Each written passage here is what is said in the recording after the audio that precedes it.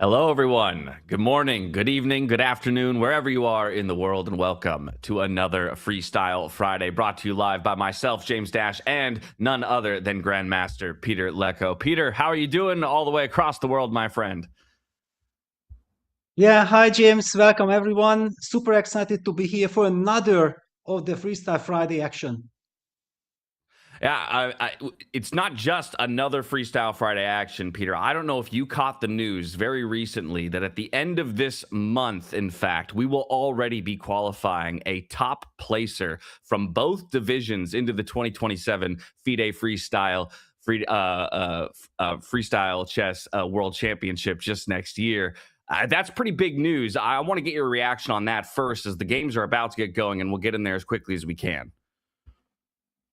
Yes, well, that actually means I think that we have three more events to go. Yeah, That's and correct. that's basically 30 points up for grabs. And the reason why I'm mentioning it, because we will be seeing the standings, but I believe we can already reveal as much that Alexander Bortnik is leading ahead of Pranav, but just with few points. And the big question for me was coming in today's round, today's tournament, that Nodirbek Yakuboev, who is right now playing the super tournament in Tashkent in Uzbekistan. Will he join? He's 18 points behind Bortik, and yes, he's joining.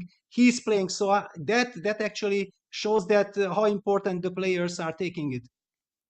Asking the right questions, and some big questions to be answered in the coming days, coming weeks. As you mentioned, 3 events between now and qualifying one of those players from each of the divisions. Let's get through some of the business real quick before we get into the games themselves. First, let's start with the prize pool. Let's take a look at what's for grabs here today on this fine Friday. It's $1,000 in total, with $400 going to first place. A second and third going to grab $250 and $150 respectively. So a nice chunk of change there. But as well as that comes the points for the overall standings. Now let's take a look at the tournament and time format.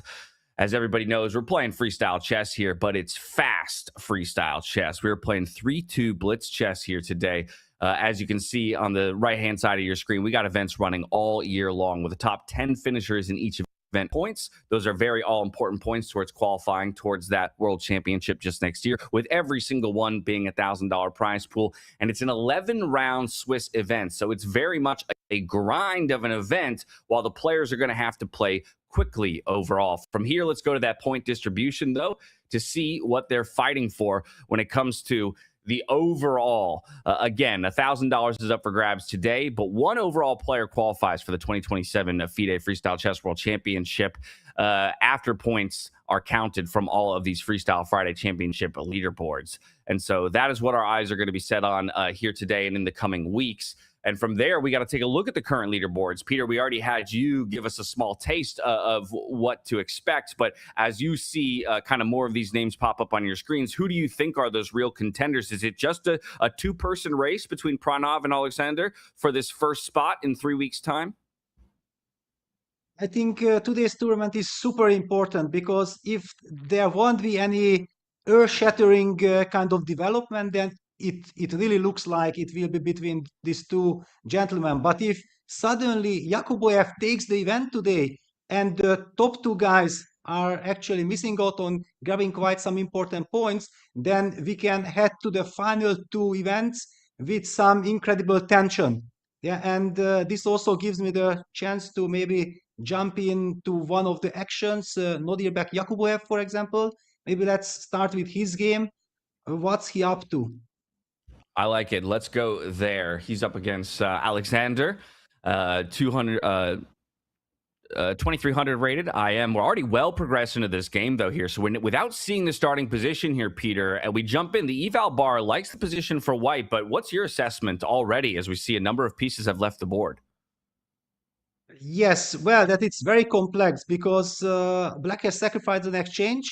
Look at that marvelous knight on e4 and the queen on e5 protected that knight with the pawn on d5. White's king is kind of unsafe. He has computer suggesting that white is clearly better, but in a practical game with little time on the clock, black has very good practical chances. That's a bit of a provocative move there, and the engine will kind of concur, throwing a small question mark with the h-pawn push there. Somewhat aggressive.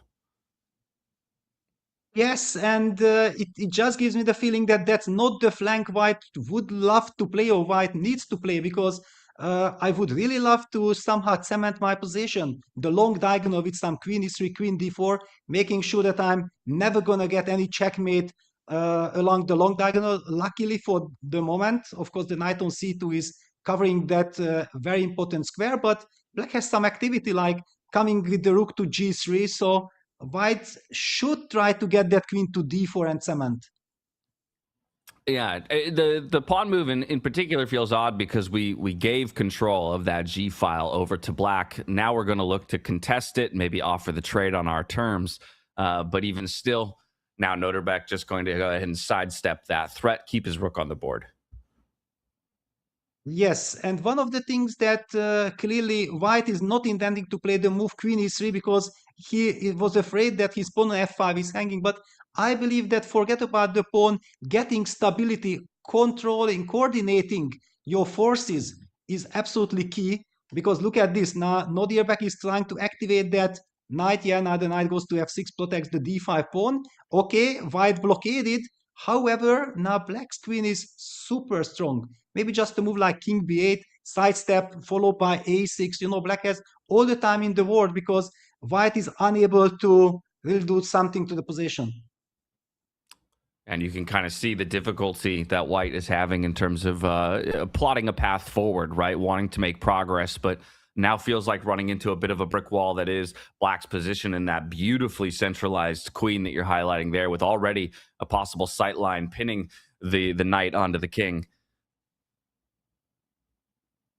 Yes, and let's not forget, this is a blitz game.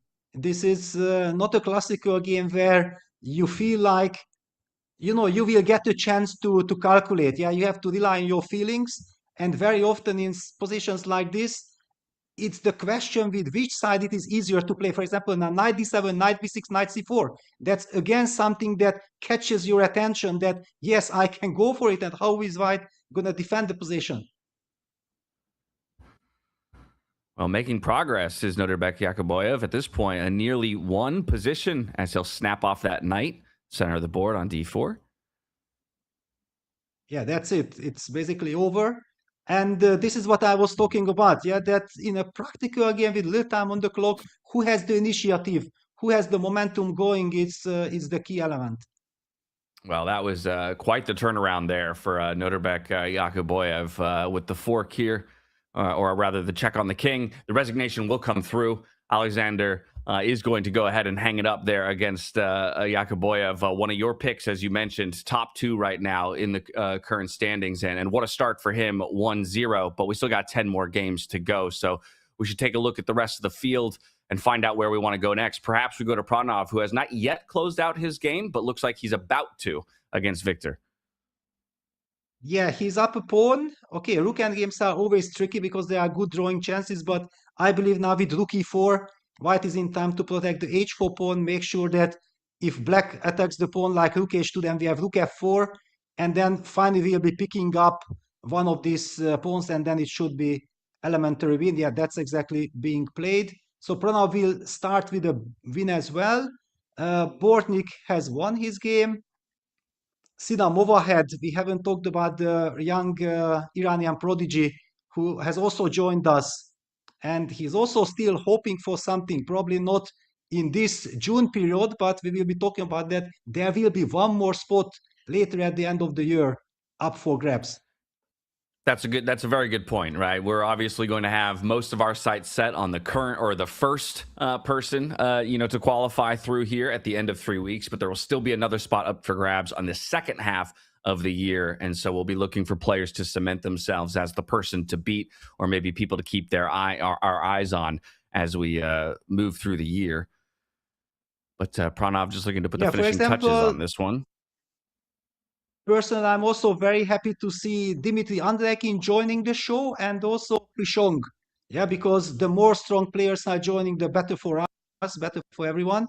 And yes, Prav has won his game. So all the stars started with a win, but actually Dimitri Andrekin only made a draw against Amir Gafurian. That's kind of the first sensation of the tournament. There you go. So maybe, yeah, the first of the smallest of deviations from expectation. We do expect a number of these early rounds, right, to go the way of the higher rated players or the favorites. It is kind of the nature of a Swiss system. There's a bit of a luck of the draw early on, but then obviously you're going to start getting paired against tougher and tougher, more difficult opponents, those who match your record as we move through the rounds. So kind of a smooth start for a lot of our front runners.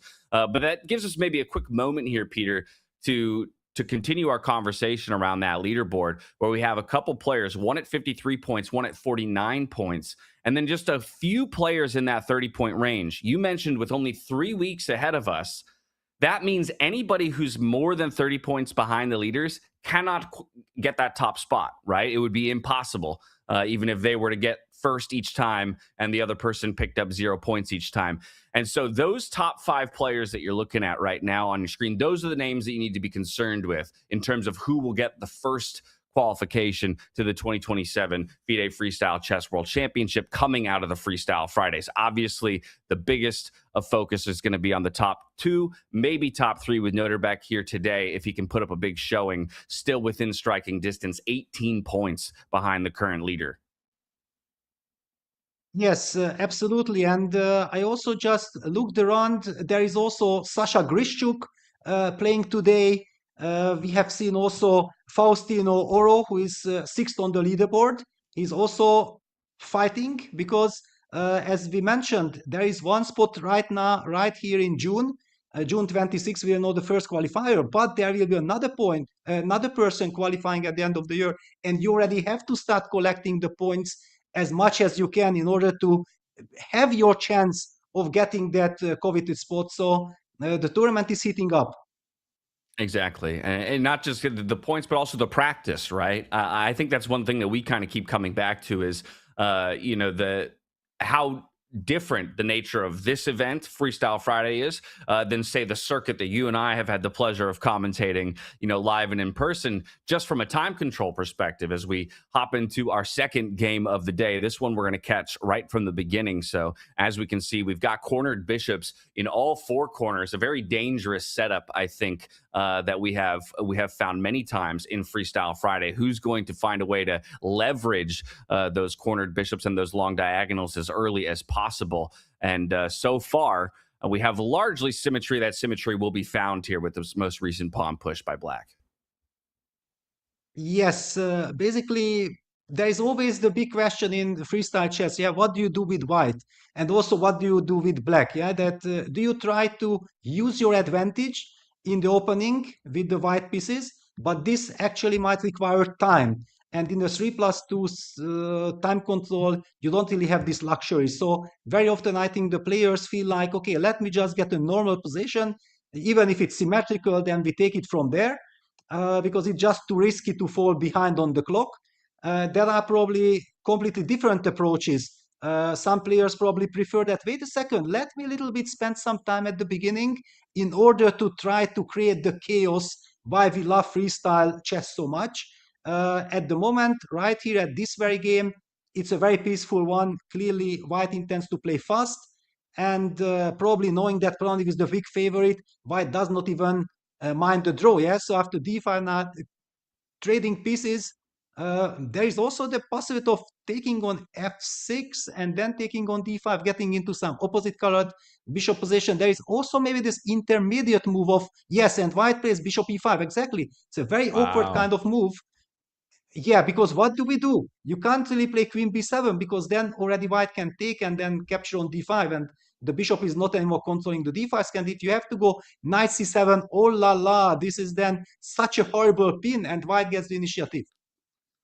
Now, what a beautiful little find here, then, by white to make things difficult here for Pranav. He is going to retreat with the knight to protect that pawn, as well as the queen itself, obviously disconnecting the bishop from the sightline to the queen. And now, oh, cd, I'm not liking it. I really wanted to go with d4, try to get because by trading the dark square bishops, actually black will get rid of this awkward pin, and that knight will be able to get back to e6. This will be immediately a kind of classical type of position. The big question, do you play f6 or do you remove the king to g8? It's a typical kind of question in this type of positions.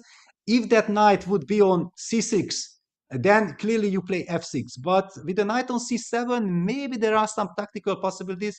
But yeah, black nevertheless decides for f6. White goes for d4, opening up the position. Yeah, it feels a bit odd because in a sense, it felt like white was playing for just a moment of tempo, right, with the check on the king. But now you've also shut your own queen out of the game, at least for a period of time. She'll find her way to the center of the board after a flurry of trades. But like you said, now the knight has found its way back, out onto the board.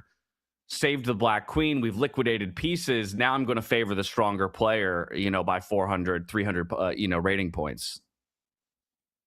Yes, and there is also this saying that queen and knight combo is stronger than the queen and bishop. Yeah, so objectively, if we count the material, then of course queen is 9 and the knight is 3 and the bishop is 3. Yeah, so everything is equal. But very often the queen and knight combo can start jumping, and especially in blitz game, start jumping. For example, knight to c5. You put the other pawn to you push the pawn from a7 to a5. Everything is protected.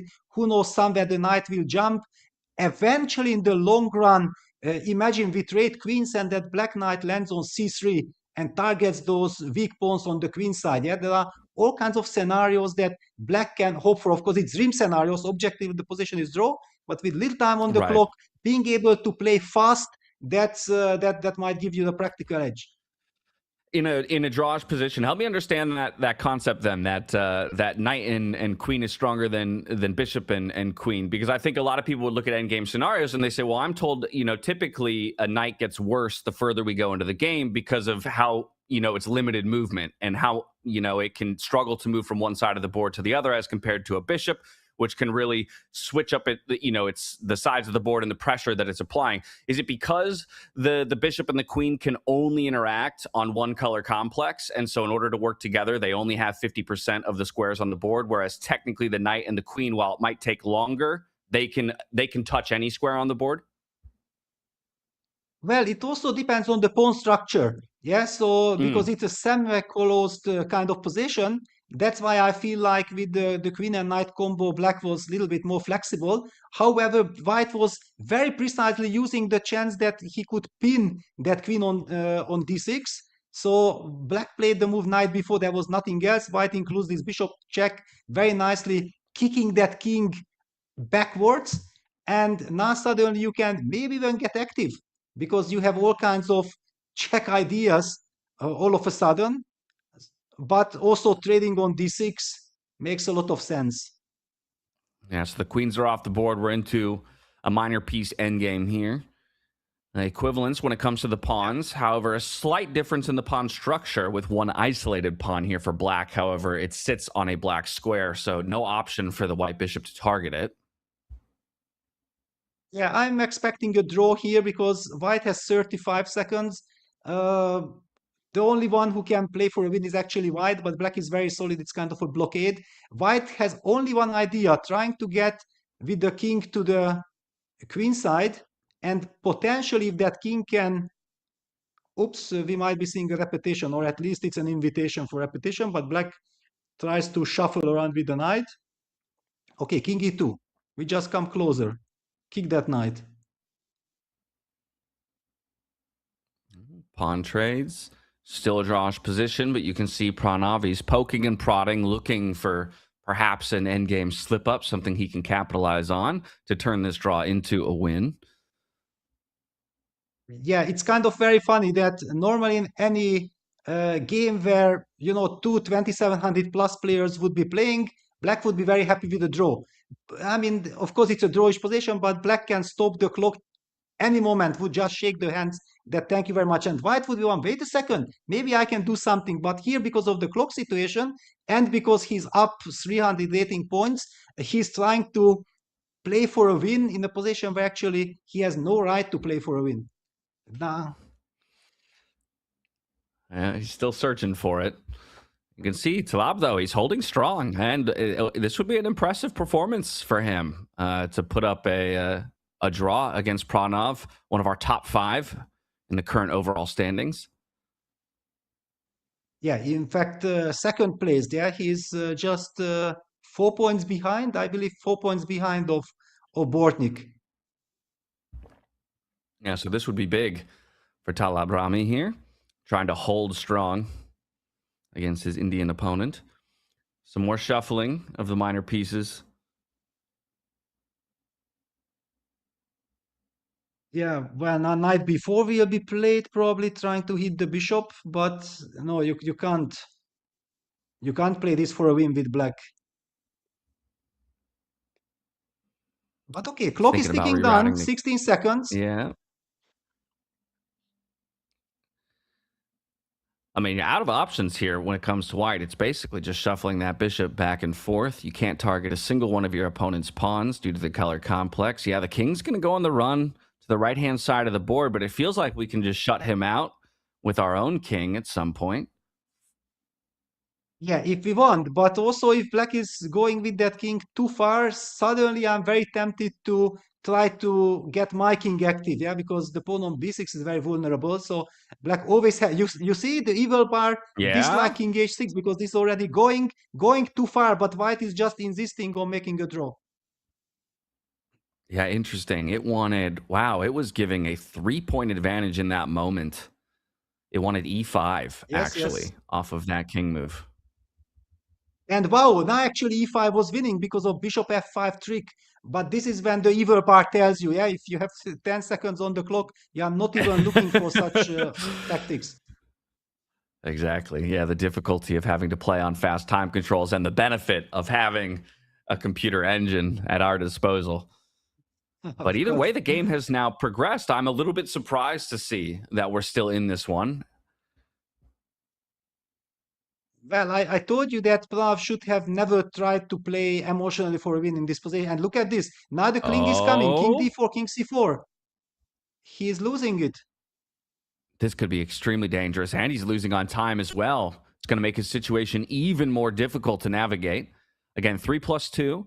So we would rarely expect somebody to flag, but with 3 seconds on the clock here, Pranov has to continue to make moves. We do see the minor pieces off the board, but now it's an extra pawn here in favor of white. Yeah, white just wins. King c4 and then you queen with check. I mean, you queen with check, yes. That's it.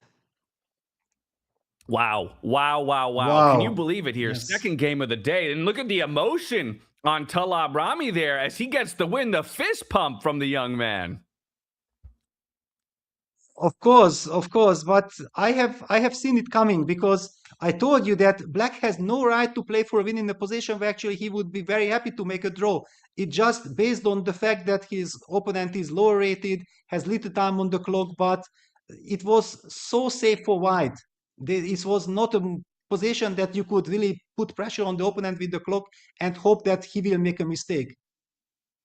And honestly, what nerves, to hold your nerves rather there for Talab, because you're fighting in the David position of the David and Goliath story, right? Looking at somebody who is 300, 400 points, rating, above you, and still you choose to fight. Still you have the composure in that low time in the end game situation.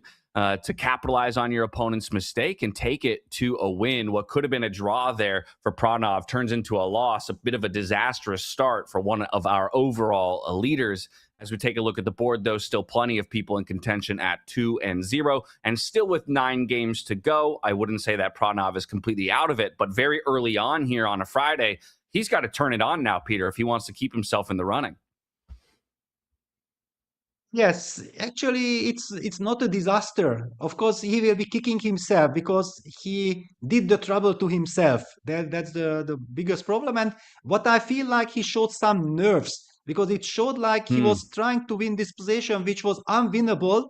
Actually, you could only lose it if you are pushing. So why do you push?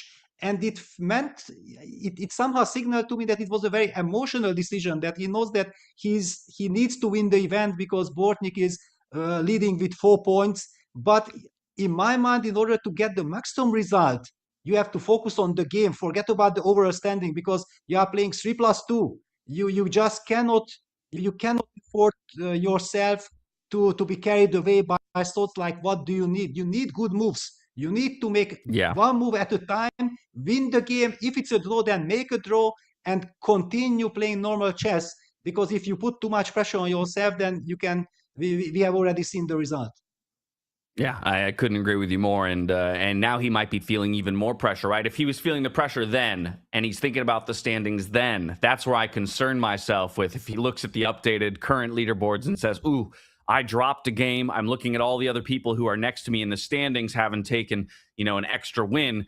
We take another look at our leaderboard here. You can see the likes of Alexander Bortnik at 2-0. We got Marco Materia up there as well. We got Faustino Oro. We got Norbert Yakuboyev that we talked about earlier. We got Sinner, one of the names that you called out, maybe not in contention for the first qualification spot just due to his current overall standings, but a name that we're going to have to keep or rather at the front of our minds as we move into the latter half of the year. We'll continue to track him throughout today's tournament as well. You got Alexander Grishuk down there in the 10th place spot. His share of a 2-0 start to the day. So fantastic start to a number of our players. Pretty soon, we'll start to see those players run into each other, right? And I think that's where things really get interesting in the Swiss system is once you get to that 4th and 5th round and you start to see some of the top-end guys start to run into each other a little bit more. Yes, exactly. And I think that in this regard, it's very important to see that there are so many strong players in the mix. This is actually good news for Pranav because he knows that nobody will be able to run away with the tournament. The field is just way too strong. And already in the 3rd round, Cristobal Henriquez, who is a 2600 Grandmaster from Chile, is playing against Bortnik. Mitrabha Guha plays against Yakuboev. Konrad Holt against Sina Movahed. You see that already in the 3rd, and Edgar Mamedov against Renato Terry. Lot of great fights. Yeah, there's fights all over the place. Yeah, we got Sina versus Konrad Holt. What a showing we've had today, just in terms of the players who have shown up on Friday to compete in this event. It's always a bit of a coin toss. We show up to work today not necessarily knowing who all is actually going to be on the roster of competition, as compared to other events we work where we know these are the 10 competitors for this many days and these are the matchups. Here, it's a little bit of a wild card for us, just like it is for the players. Less pressure on us, though, I'm sure. Definitely. Yeah, we can enjoy the show and the players are sweating because really in a 3 minutes time control game, facing these problems like this position, for example, yeah, White has some trouble with the f2 pawn, Black had trouble with the pawn on f7. That's why the knights are reaching out to h6 and to h3. What a crazy kind of position. It's not the usual classical e4, e5, slow Italian kind of game. Just looking at the king on d1 and d8, and the queens on h1 and h8 tells you the story that this is completely out of control. Yeah, knights on the rim are quite normally dim, but this is an interesting kind of example of how freestyle chess at times can take what seem, like core chess principles and maybe throw them out the window, and it's all relative to the starting position. And what the players have to work with. You talk about maybe these players would be sweating. I'm looking at the screens right now. Alexander Bortnik, he looks like he's jamming to some music or something. He looks comfy, cozy. Yes, I think that's the point, that when you are such an online blitz specialist like Bortnik, yeah, then you are already used to any kind of scenario. Then he feels like, okay, give me any freestyle position, I'm fine with it, yeah?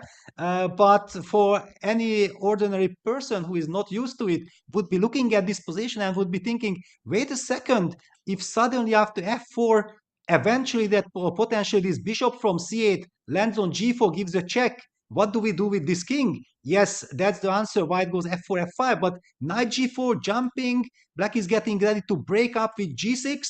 Actually, knight g4's idea is not to deliver the knight f2 check because the knight is covering it. It's much more, I think, that with g6, breaking the construction is the key. Yeah, we do have that connect 4 on the pawn chain there for White. So David Howe is now rooting in favor of the White player in this position. The castle comes through, a small edge given to Black here by the computer's evaluation. Alexander Bortnik, he's going to go for that h-pawn push, giving his queen an option to get into the game by just sliding up onto that 6th rank there.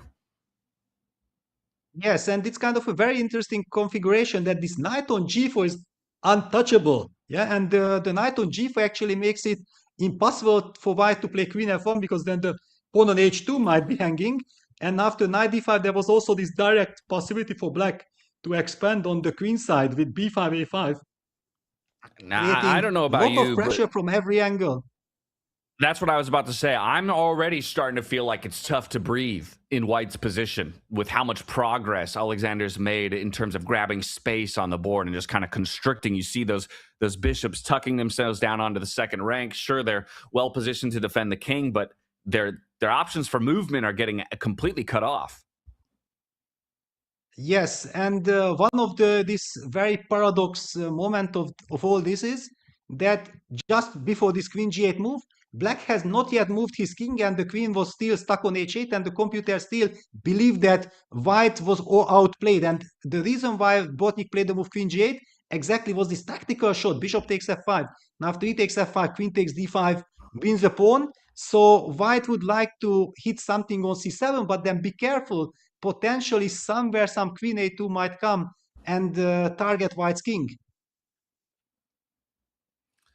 Yeah, very instructive though there. Snapping off the pawn to remove the defender. Now the queen can centralize by picking up another piece. So a pawn advantage here for Alexander Bortnik, and an even bigger computer evaluation advantage, nearly 3 points now, by just that sequence. Great little find, tactical find. Yes, now the big question is, and he goes for it. Yeah, bishop takes it. It was very tempting because after b takes a3, queen a2, it just feels like, wait a second, sir, it should be checkmate because this king on c1 is so tied to the position. Yeah, so white goes king b1. Now the big question, do you keep on insisting taking on b2? Because this case after king b2, a3 check, at least I can hide my king on a1. That feels safer. Whether it's good or bad, it's a different story, but it's safer than before. Well, that's the question he's looking to answer now, and there's the answer to your question. And is it that after a3 check, king a1, there's knight b4 or knight takes d4 tactics? Because after cd, queen d4, there will be checkmate. So that's actually huge. Then a3 check was probably winning on the spot. b4 also looks good. Yeah, a3 check, b3, definitely the best b3. move in the position, but there were many good moves in the position, and he finds one of them. Yes, but okay, you have to finish it off because suddenly white's queen is ready to join the game. Queen f3, finally it's activated. Mm-hmm. But yeah, black just captured too many pawns. Also, the g4 knight is ready to jump to e3 to e5, joining the party. Look at Alexander. Was he about to have a heart attack? Does he feel like he just escaped something? There we go. Rook's off the board with a check. So the king finally moves from one position in the center of the board to another position in the center of the board. We got Cristobal trying to keep his game alive by throwing checks at the opposing king.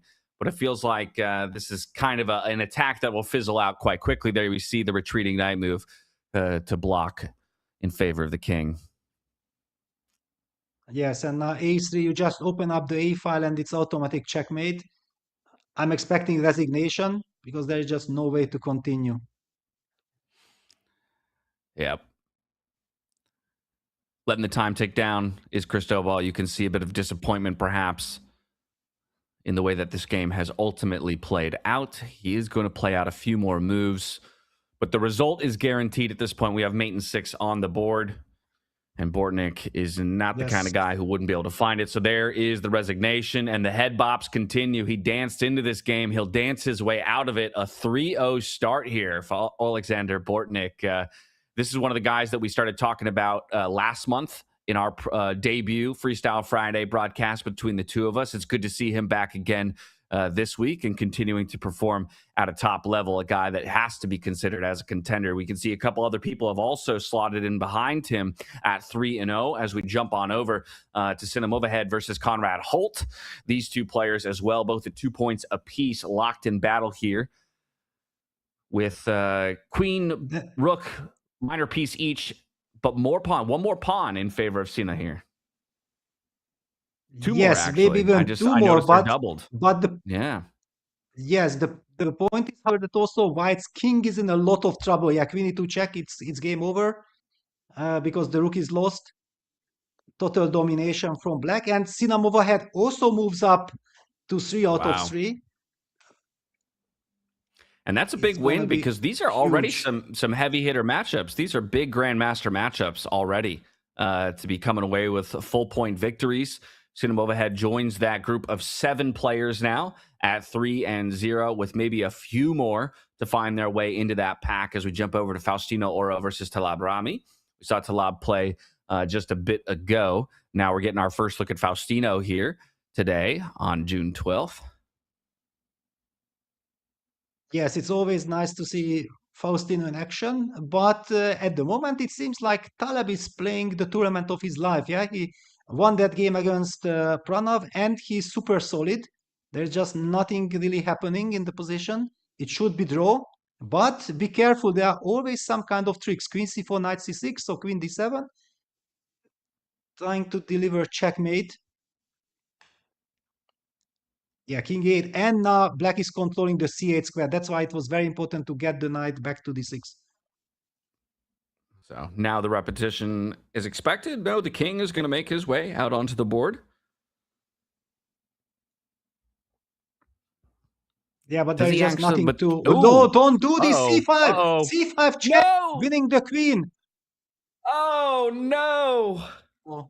It slips in that moment for Faustino, and Talab gets a win out of what could have been a draw. You talk about him playing the tournament of his life. He might have just gotten the gift of his life there in that moment to go with a full decisive victory.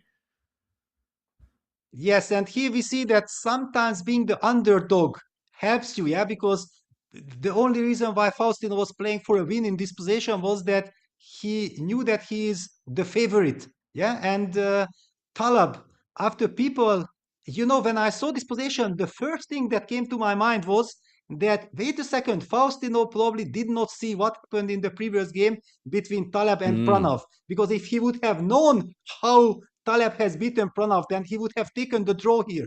Because just don't mess with this guy. He's a great player, and he is also very good in controlling his clock. He is not the one who is getting super nervous with 5-6 seconds on the clock. He relies on this 2 seconds increment and plays good chess. I love the point you made, though, about the fact that that can be one of the biggest assets for an underrated player, or for the underdog player in a matchup, right? Is that you can use your opponent's supposed disrespect, I'll put it in air quotes, in the way that they play against them, right? Their expectation is that they will beat you. They might play a little bit looser, a little bit more disrespectful as a result. And that is something that you can ultimately use to your advantage. Talab has done so phenomenally here today. He now starts the day at 3-0. He still has 8 games ahead of him, so we don't want to get too ahead of ourselves, but perhaps he can use that momentum to close out the day in brilliant fashion as we hop over to one other game here to close out our 3rd round of the day. Yeah, I think this is the last game that is still in progress. And, both this of is our a players very here sitting interesting at 1-1. position because yeah, they are having 50 seconds against 40 seconds. It does not matter because this is a fortress. Yeah, this is the type of position that, despite you are queen versus rook, black will just sit on these squares. Black will not go pawn hunting. Don't go pawn hunting. You just sit on these 3 squares: rook e5, rook c5, rook a5, and there's just no way for the white king to cross any lines.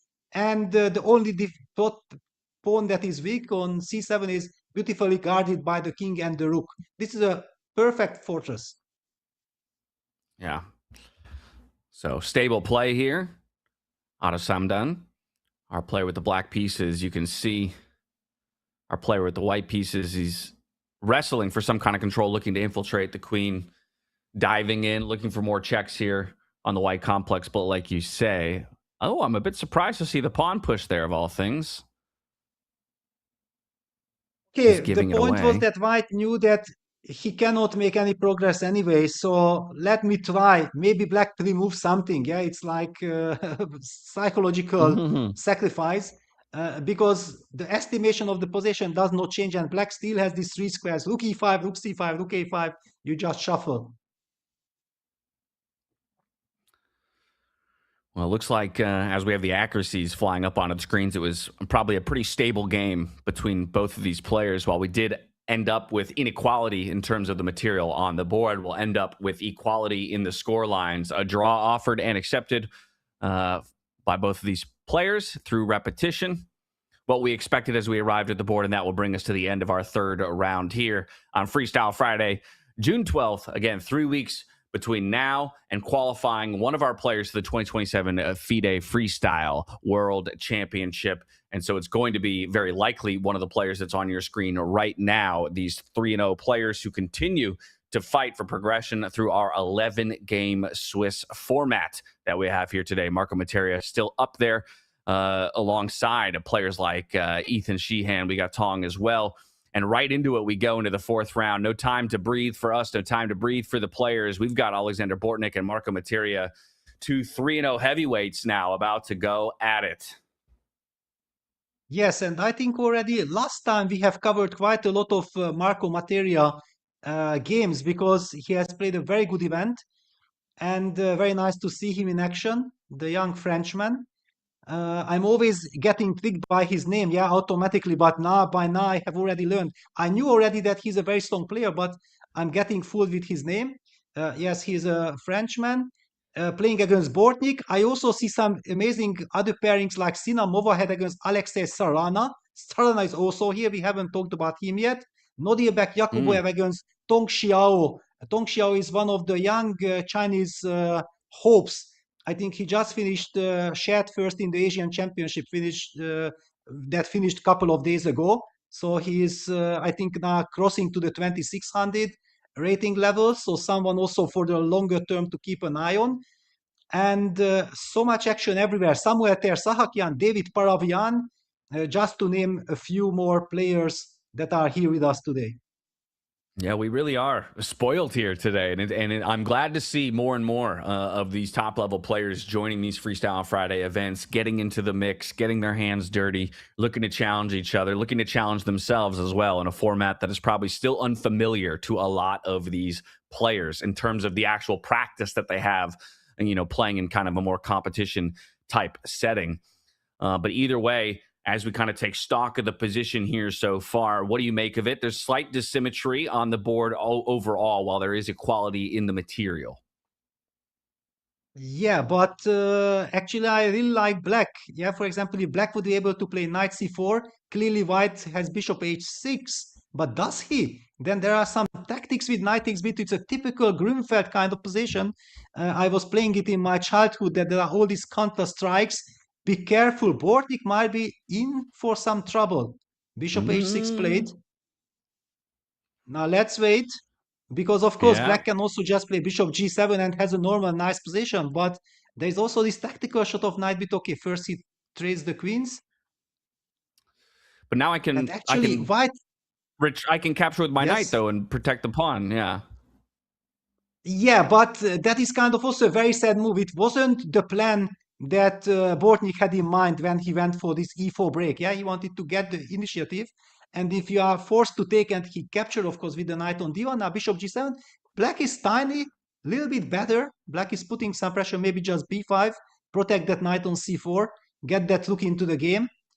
And the bishop on h1 is still very far from action. Yeah, I definitely don't like that I had to bring my knight back to the first rank, and the fact that it's disconnected my own rooks, from each other. But at the very least, we've avoided giving up that pawn in the long run. Exactly. It was a sad necessity. Yeah, it was not a desired move, but it was an obligatory one. And you mentioned very nicely, I really liked how you described that there are some great players now in the mix, but the big question, how much experience they have in Freestyle Blitz. And for example, coming back to the previous Bortnik game against Henry against Cristobal, I felt like Cristobal is still a newcomer. Yeah, he did not sense the danger in the very early stages of the game. He played natural kind of chess. He was the first to castle. It looked like he's playing according to classical principles of chess. What can happen to me? And the game gave the answer that, in freestyle chess, playing according to the classical principles, sometimes it's a good idea, but you have to be very...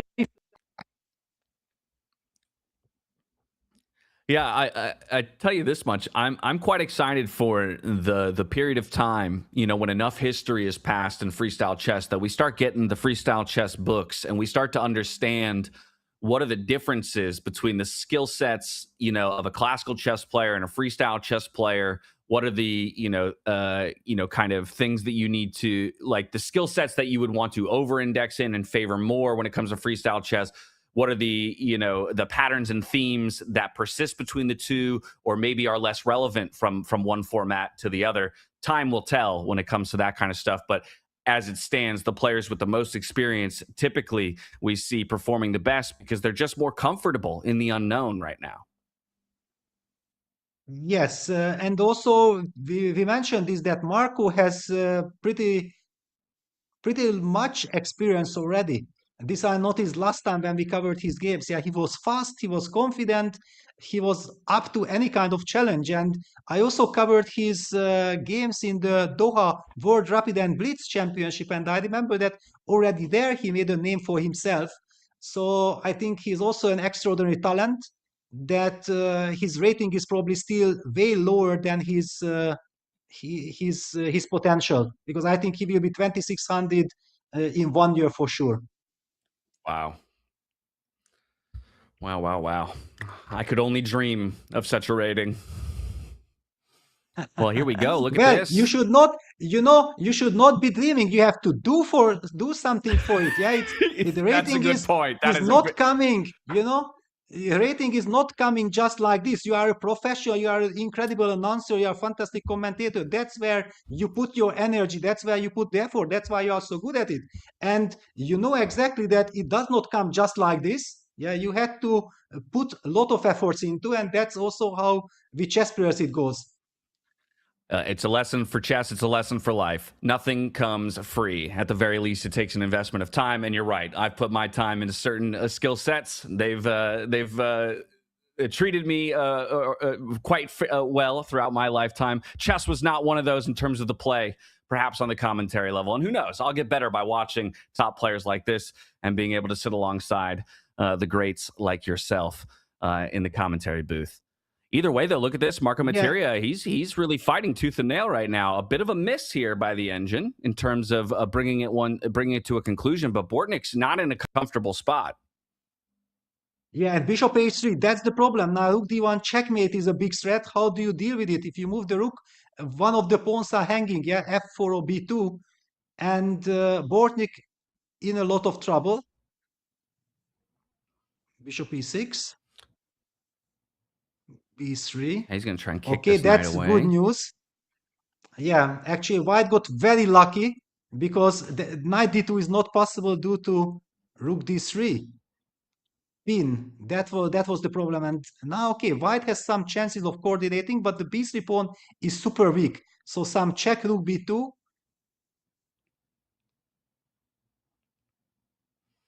Yeah, king's Knight back down c2, into the knight first rank. d4. Oof. But this is a big problem. Bortnik fights with f5. It was the only way to play. Wow. The triple fork. And he will snap off but that maybe rook. Bortnik survives. Yeah, this is one of those Crazy. situations that I'm always really curious about. The two minor pieces versus the rook. Which position would you rather be in, right? Well, on the better side. Yes. Yeah. Always the better side. Yes. And look at this. Yeah, it's a very tricky kind of scenario because both sides have chances, but now e6. Yeah, exactly, e6, and the knight will take the g5 pawn if you capture on e6. Be careful. Yeah, pawns are falling. 3 pawns apiece. And again, now it's just that rook that has to kind of pull double duty against both minor pieces. As the game progresses and more pawns fall off the board, I more and more favor the knight and the bishop here being able to work in concert with each other or being able to split sides of the board and force the attention. Oh, can he do? But be careful, I there's love rook this c4 move. and b3. Ah, wow, but rook c2 check, okay. Still there is rook c4, but okay, also rook h2, possible. It should be a draw now. but players down to few seconds. Yeah, 1 second here for Alexander Bortnik. 2 second increment. Now, Bortnik so the in moves are about trouble. to start flying out. Yeah, very much In in a lot trouble. of trouble. He should be losing because the pawn is falling, and also rook c4 wins on the spot, actually. But okay, rook f4, and now he takes. There it is. He finds it. He's going to snap off that bishop. He will give up his rook to do so, but too little too late here for Alexander Bortnik to find his way across the board and defend against the promotion. That means the resignation comes through. Marco Materia gets the victory. I mean, again, you mentioned our debut Freestyle Friday broadcast. We spent a lot of time watching this kid, and for good reason, because he continues to impress on the freestyle stage and in these quicker time controls. Yes, very impressive. First of all, we know how strong Bortnik is, but actually Bortnik got fooled by the complexity of the position, and he was also way too long on time. Yeah, he was down to 1 second constantly, so he was somehow unable to adjust to the situation that actually he got a chance. Yeah, he got a chance, and then he was suddenly playing for a win, and that's why he lost it. Yeah, this is crazy how chess is. By creating chances, you suddenly play for a win, but with little time on the clock, then you cannot make an automatic move. Yeah, when you play for survival, then you always play the only move that so-called helps you to stay in the game. But when you have a chance, then you hesitate, you want to find the correct move, then the clock ticks on, and then you can make a mistake, a big panic reaction, and you blunder something. I mean, it speaks to the nature of chess as a game, but also, the precariousness of any winning position, right? It's so easy for us as viewers, particularly those viewers who are maybe at more my level of chess knowledge, to look at an eval bar and say, well, this is a decisively winning position. Of course, this guy's going to bring it to the end. But what we might not see behind that eval bar is that it's an only move, decisive victory, and that any other move is going to either flip the script or bring it right back to equality. And like you say, sometimes players, as soon as they feel that now they can play for a win or are playing in a winning position, that actually, it creates more forks in the road and more possibilities for them to make the wrong move as opposed to playing stable. Yeah, for example, now this position that we are having here, yeah, the computer says it is a complete draw, but believe me, it's so easy to lose this. And in fact, in my mind, black will lose this position, believe me, because white will potentially push g5, put king to e7, then give a check. Yes, this is kind of the method. Shoulder away the king, then the king comes to f6, and finally you won't be able to protect. But g5, bishop d1, what a defense. Incredible defense by Ethan. White should have fixed with g5 before. Yeah, a great resource there, defensive resource to remove one of the pawns. And now the king can slide up here. Beautiful defense. Yeah, now just don't blunder your bishop and then you are fine. Actually, there is this golden rule that if you are fighting with the bishop versus the knight, then keep the bishop as far away as possible from action. Yes, so going with the bishop to a4 or to b1, this is exactly the right strategy. Just don't be next to your king, because then you suddenly might jump into some fork. So adhering to his chess principles here, you love to see it.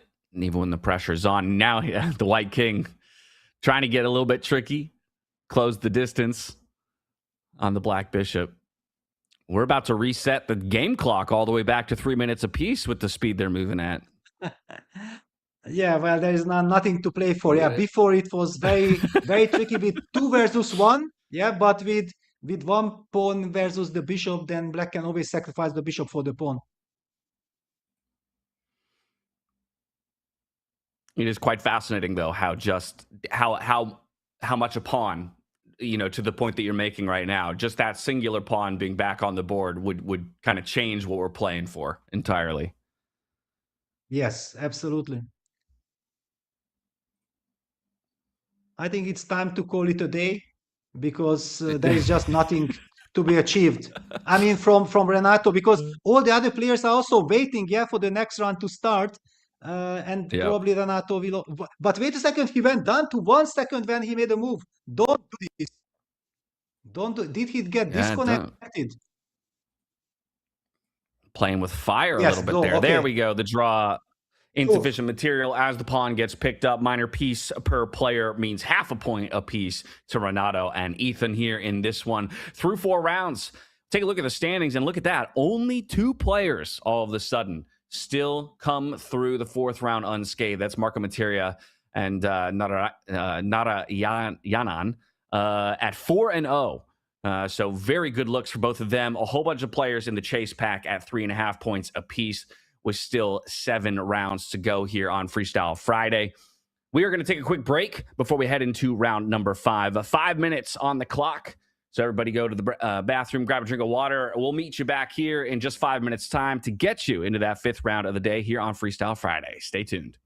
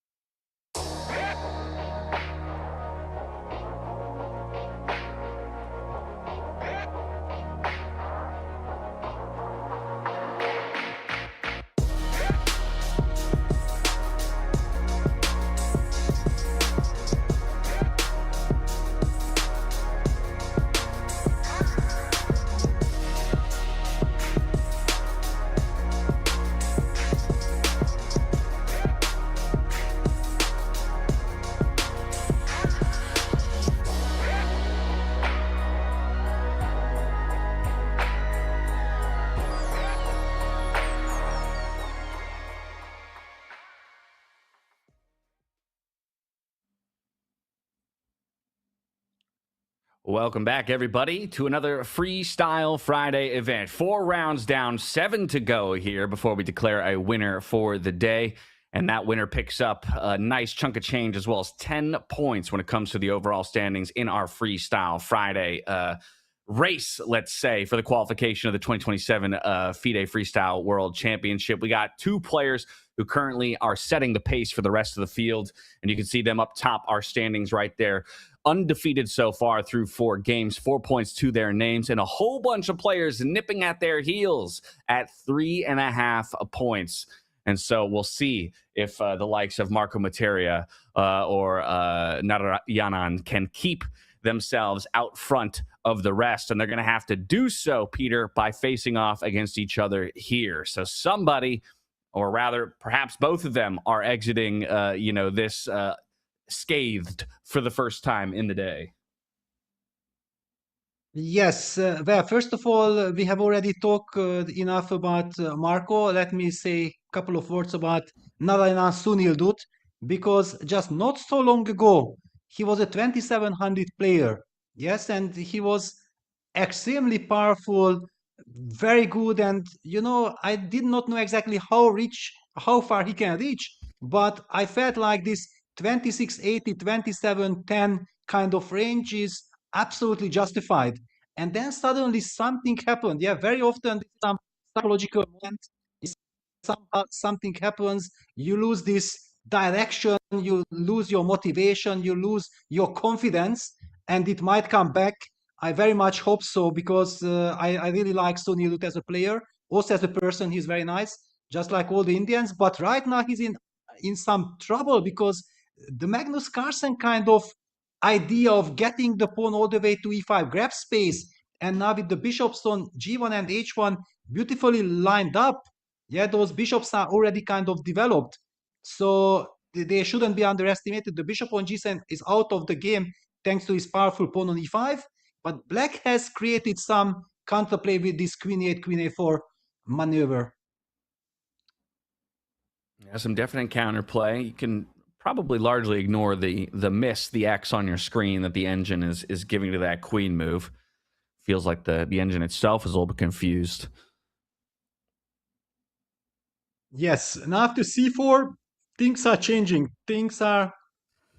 I'm not liking, because black has ideas like moving the knight from b6 to d7, and potentially maybe even getting this counterplay with b7, b5 in, yeah, after knight d7, and then this kind of construction with king on c1, rook on b1 is a little bit murky. And look at that queen on a4 actually does a brilliant job, because white is unable to get his king to the other side of the board.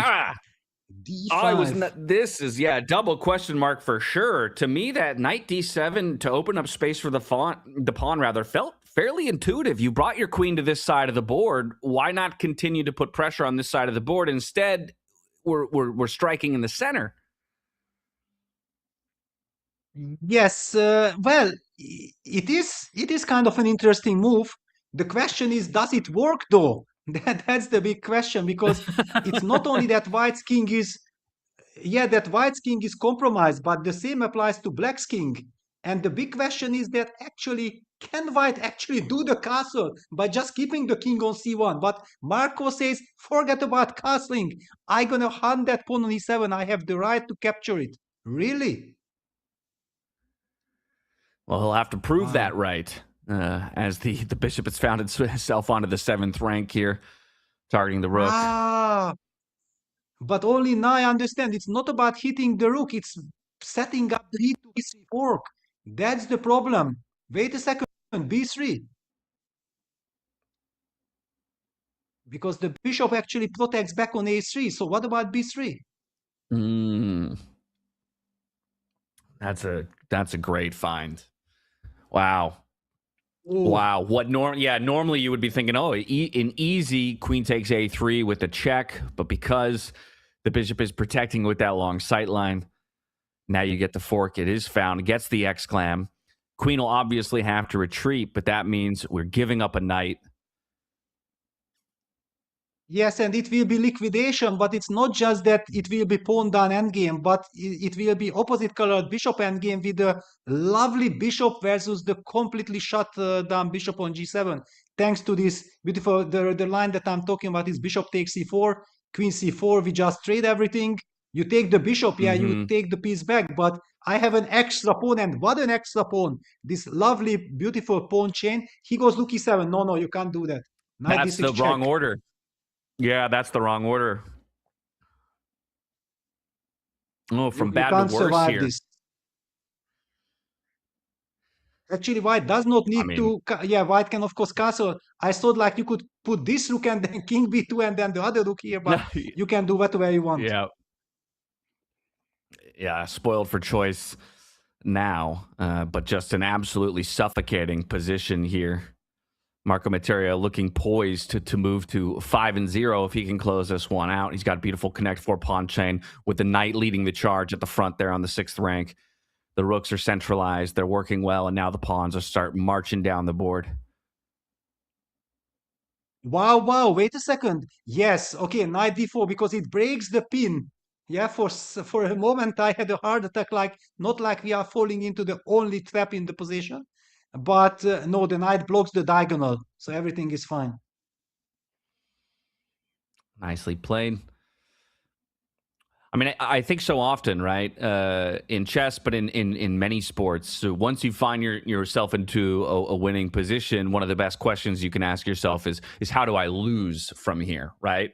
And making sure that you're checking those boxes of where are the losing possibilities and guarding specifically against those losing possibilities. That was one of the few tricks in play there for Black's position. Marco Materia deals with it very well, and he'll continue to kind of march forward and make progress here. We do see the knight coming forward with a check. King just retreats to a1. Yeah, I'm tempted just to play rook c1 and then rook ed1. Yeah, just jadoubing the rooks one side, a little sidestep.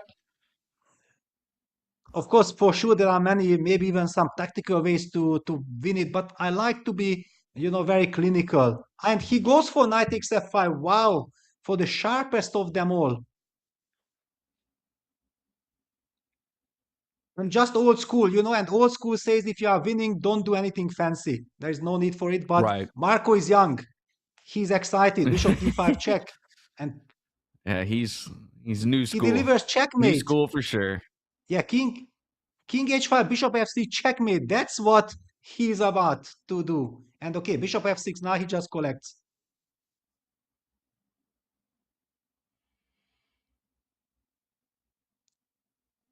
$17 seconds on the clock to find it.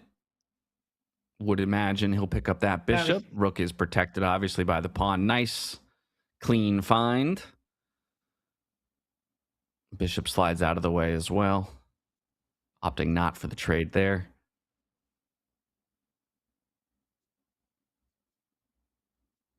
Rook for a bishop. Goes from bad to worse here. Yeah, transformation. The pawn on f5 is hanging. Rook c1, checkmate is a threat. So be careful. But yes, the bishop on f7 is eliminated, and then it's a game over. Wow. Somewhat clinical here. Yeah, there it is. Resignation. Marco Materia 5-0. Not showing really, not even a scratch on him through 5 games, right? Nobody's yet been able to wound him. Yeah, incredible performance. Really incredible. But it also gives us the chance to go to some other games. Saran against Yakuboev still in progress with some crazy time scramble. All right, and as we arrive, we'll try to take stock. This is another situation where the rook is up against 2 minor pieces. Of course, both players still have their queen in play, and there is an extra pawn here in favor of Black. Only 1 square from promotion. Wow, bishop c8. Oh my god, queen b7 checkmate is inevitable. Oh no, queen c... Yeah, that's it. Queen c5 checkmate. Wow. Queen b4. Wow, we got here just in time to see it. Woo! Well, it Noterbek Yakuboyev, he falls down. yes. This was one of the guys at the top of our standings. This was one of the guys we were talking about possibly getting that qualification spot in 3 weeks' time to the 2027. You can see it on his face right there. He's disappointed in his performance so far. He now knows the difficult position that he finds himself in. He was already a half a point out of first place. Now he's a full point and a half out of first place after taking that loss. Wow. Yeah, that is that really hurts because when we just joined in, it looked like he has everything under control. The big question is he able to win or not? But only he can win the position.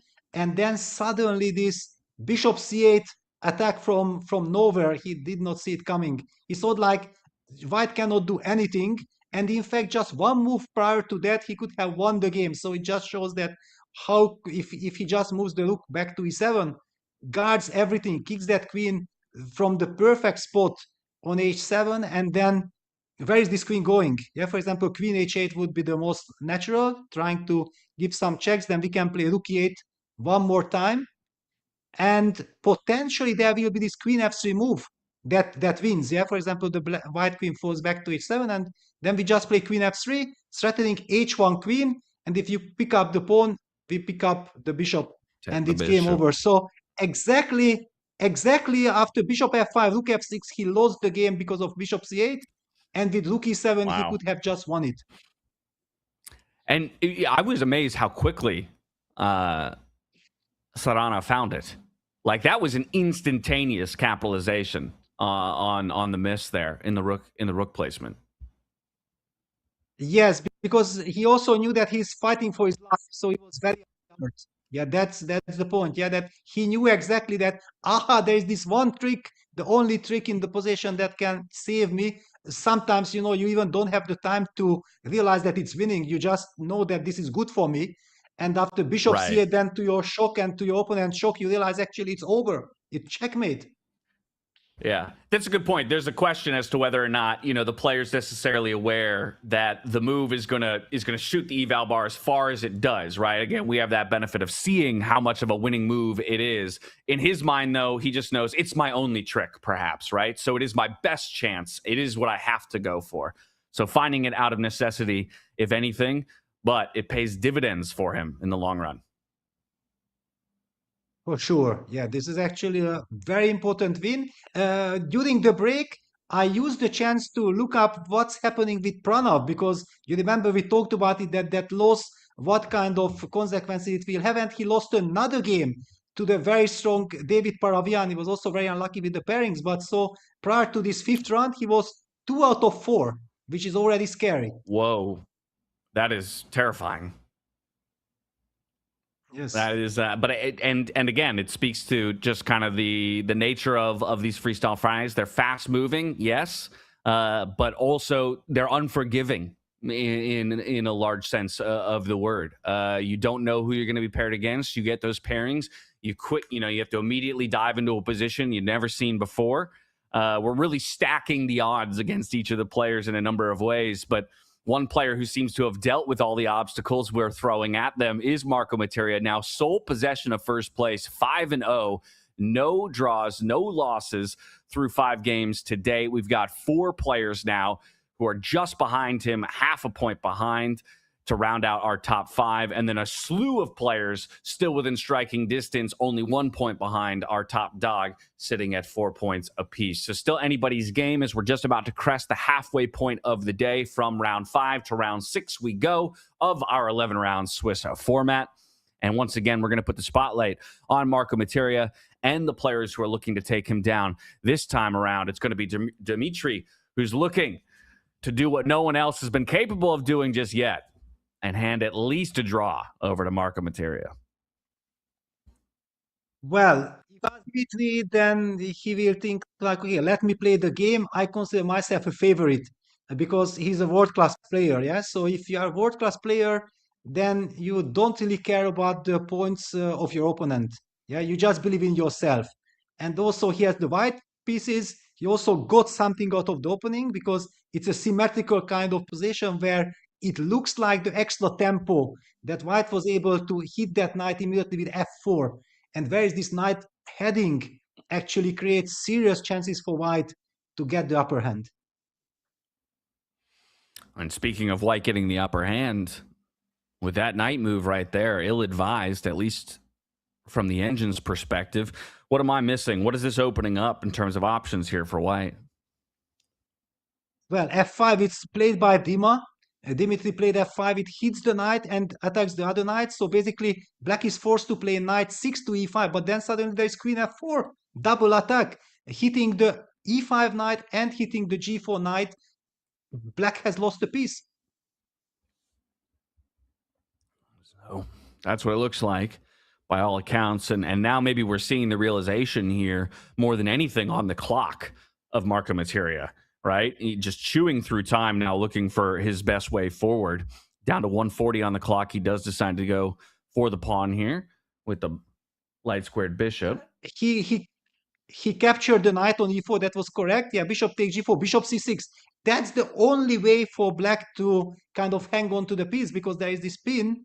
The big problem is, however, that white has different ways. Like white can just protect the pawn with the bishop with a pawn move like h3, or he opts with queen d1, protecting the bishop. And where is this knight moving? If f6, white might be trapping the queen. So that gives us the feeling like knight f8 might be the only move.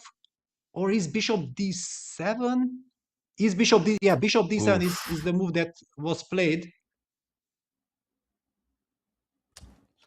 Yeah, which it deals with the immediate threat, right? But it feels like it just creates more long-term issues for the development of my own pieces. Yeah, but now for me, the big question is that did this come as a shock to Dima? Because if it was a shock and he thought like game has already finished, I'm winning a piece and it's over, then actually bishop d7, that the game progresses, can be a big blow psychologically. So bishop takes g4, f takes g, bishop g4, g takes h7. Wow, we are seeing some fancy stuff. Bishop takes g7 is hanging in the air. Yeah, queen slides up to d3 just to protect the pawn and keep it as a promotion threat further down the line. It also kind of locks that rook into place. So what a powerful pawn that is, sitting on the 7th rank, as you're highlighting there.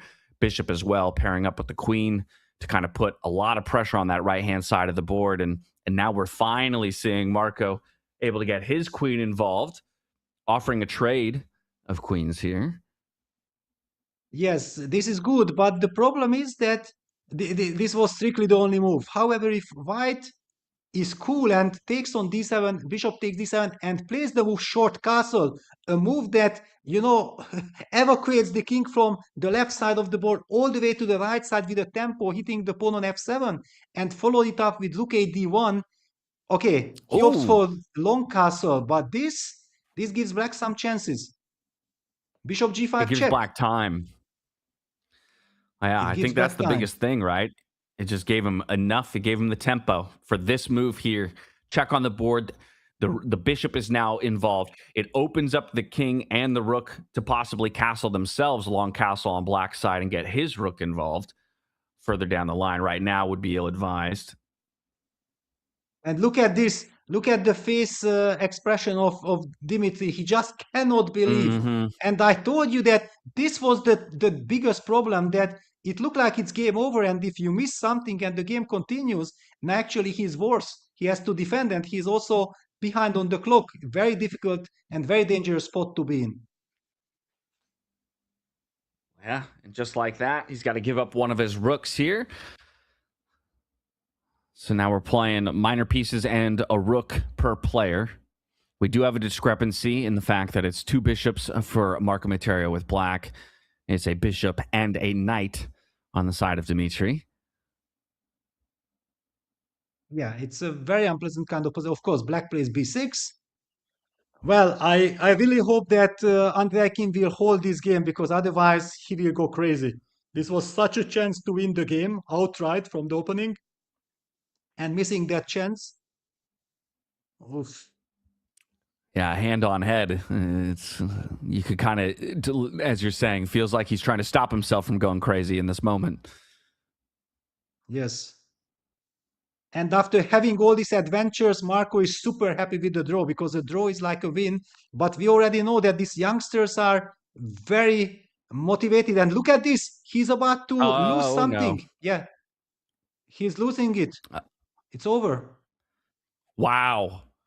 Wow. From the ashes of defeat, Marco Materia, he rises again. What is happening? Yeah, complete disaster. Complete disaster for Andreikin. Disaster for Andreikin, and honestly, great composure here by Marco in what was a very precarious position early on. Would have been easy for him to maybe admit defeat or accept that this one had gotten out of his hands in some way, shape, or form, but he fights on, and now he finds himself in a winning position. Still has to find a way to bring it to a close, but he's got twice the pawns that his opponent has to work with. Yeah, this is absolutely hopeless. But the point was that he really found all the only moves in the position. Yeah, that was the point. Mm-hmm. Like, okay, now there is some intrigue, but King F3 is just winning because you have no time to pick up the pawn, then the G pawn marches through. And Marco was finding all the only moves, drove Dima crazy. That wait a second, I thought game was already finished, and so on. And then finally he missed something, and that's it. Yeah, I feel like it goes back to allowing that bishop move, right? We talked about the long castles, which allowed that one moment, that one opening for Marco to get the bishop out onto the board with the check and the tempo. Yes. And that brought us back to equality and changed things, flipped them completely on their head. There it is. Marco Materia gets a win by resignation. A bit of a shock on Dimitri's face. A bit of a shock on our faces probably as well based on the way that one started. But now 6-0 as we crest the halfway point. Still the man to beat is Marco Materia. And as we have our standings up on the right-hand side of your screen, you can see right now there's only one player half a point out. Still a few more games in play there, though, as we hop on over to Artine versus Jeffrey Young here. 4.5 points versus 4 points. So the Grand Master playing with the black pieces again on the black foot. And now Artine is looking like he might go up to 5.5 and join a fight for second or maybe even first place by the end of the day. Wow. Yeah, now White has all these pass pawns, G7, D7 now, played A6 as well. But how to win it with no time on the clock? Yeah, the knight is heading to F6. That's the winning construction, knight F6.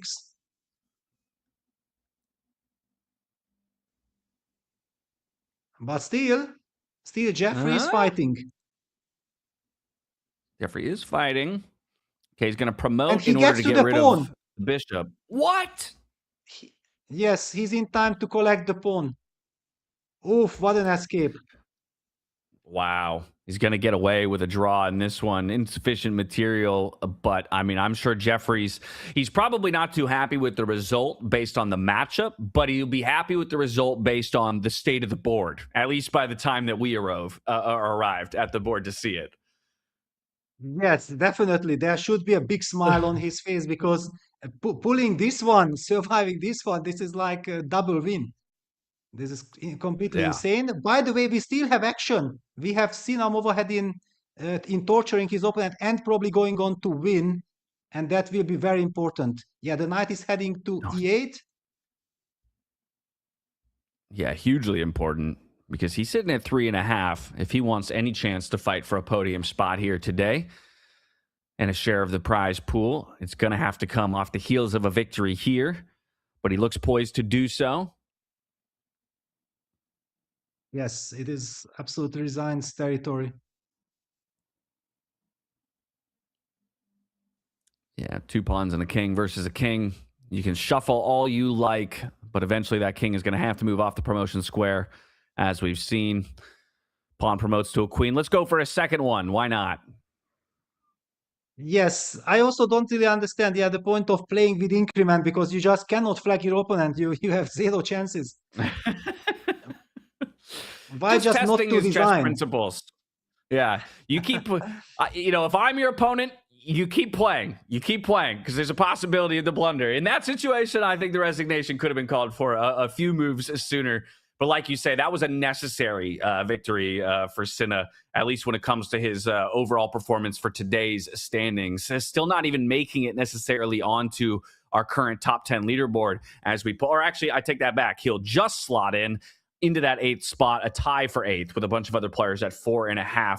A 1.5 out of first. So that means 2 games would be required just to strike at Marco Materia in first place. So really it's that pack of 5-point players and 5.5-point players in Alexei Sarana that we're looking at now as we move into the latter half of the day and we start to kind of iron out who will be the real contenders for the top spot, for the podium finishes, to grab those points, moving towards that June 26th date, 3 weeks time or 2 weeks time from today in terms of qualifying for the 2027 FIDE Freestyle Chess World Championship. Marco Materia, the man to beat here today, but we still see a lot of those big names just behind him. Off we go into round number 7, and it is going to be Marco Materia up against Alexei Sarana. So this is your number 1 and your number 2. This could be a very, very, very big matchup when it comes to who comes out on top at the end of the day with $400 in their pocket and 10 points in the Freestyle Friday overall standings. Yeah, I think those 10 points, those are the most important things because so much nerves at play. I have just checked out where is Bortnik, yeah, because we have been covering at the beginning his games. He was having a good start, and then he lost 2 consecutive games. So not only Pranav lost 2 already, but also Bortnik. It just shows that this tension that there are only 3 more tournaments to go, and the race is so close. It puts tremendous pressure on the players. Yeah, you've got players like Noterbek Yakuboyev and Alexander, both sitting at 4 points through 7 games. Speaks to the overall level of play and level of the players in the field. That giants like them could be down in 13th and 14th position here, and speaks to the momentum and just the fact that Marco Materia is having quite the day for himself, that he still sits undefeated amongst a field of players like that. Yes, and if you just have in your mind what did he survive in the previous round, that might also give you the feeling that this should be the tournament, this should be his tournament. But one should never really think so far ahead, because Sadhana is also feeling like, wait a second, finally I'm fighting for something. I'm 5.5 of 6. I'm super happy with my performance. And whoever just plays chess will succeed, I believe. Now takes rook h8, eliminating all the active rooks, the first step. Yeah, H-file open though now as a result. All right, I want to trade on my own terms, says Marco Materia. So he'll slide the rook back, says if you want... Go ahead. Yeah, but actually the h-file is not so important. But with rook h4, Sadhana signals that he has some desire to really spice things up. Yeah, because if he would have just traded on h3 and then get knight c8, knight d6 regrouping, which anyway might be happening in the next moves, but he's going for the active counterplay with knight c4. Wow. I like it though, because it also feels like White's queen is kind of stuck out of the game for a period of time now, right? It has to play defense to that pawn. It's already shut out on that diagonal by its own pawn.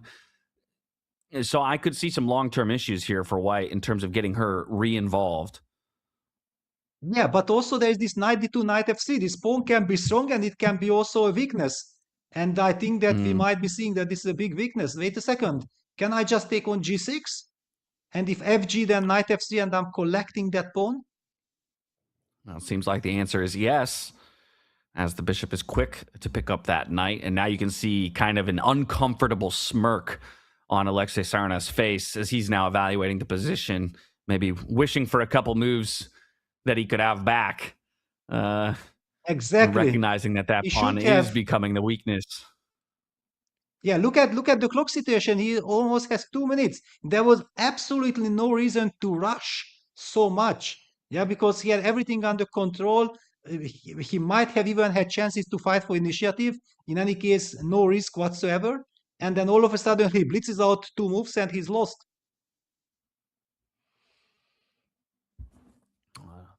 Marco Materia going to keep pressure on both sides of the board as the pawn moves to a4, but that knight finally does land onto f3, supporting a potential push here onto g5, as you're highlighting now. Just continuing to grab a little space. You can see now the position for black just feels terrible in terms of the placement of the minor pieces. Pawns come off the board, but that light squared bishop feels like it's light years from being involved in this game. And as every move comes in, the eval bar is just creeping more and more and more in favor of white. Loving the position. Of course, yeah, because you are just a healthy pawn up, a strong pawn up, and also you have this lovely e5 outpost for the knight. So queen f6 might be also a big threat. Black is completely lost. Yeah, sometimes you are pawn down with potential to fight, but this one is just hopeless.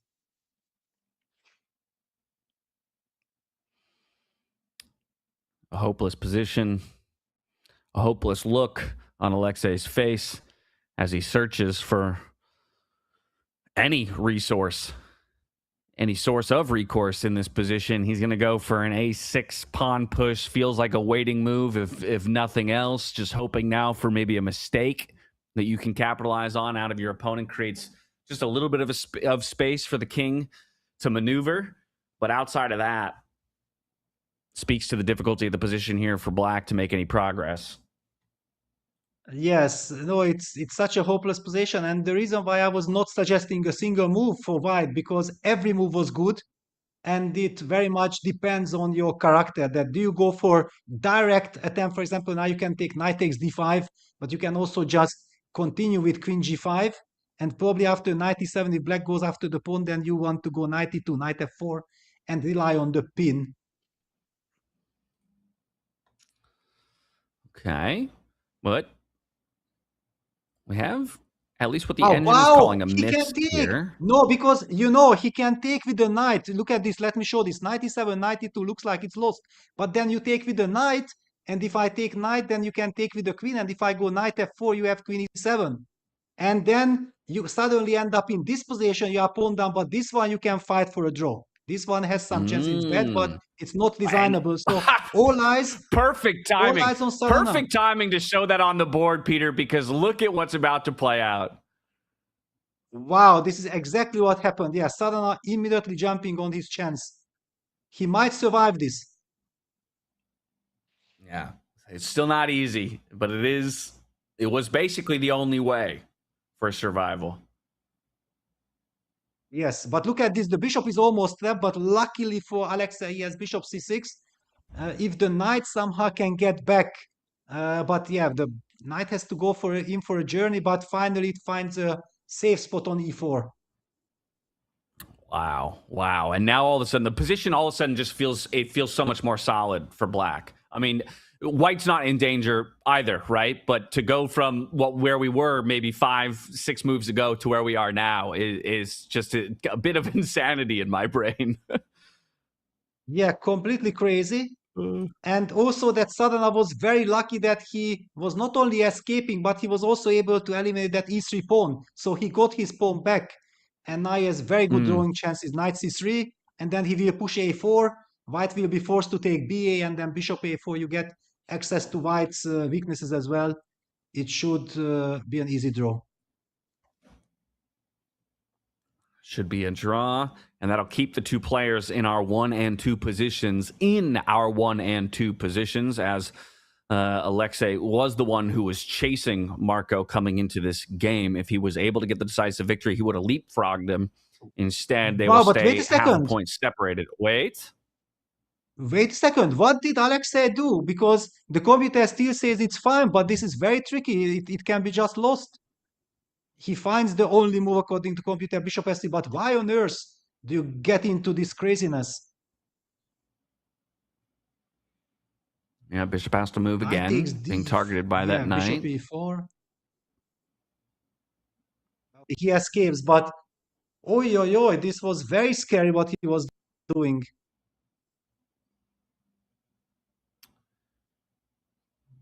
"15 seconds on the clock. Knight will jump forward."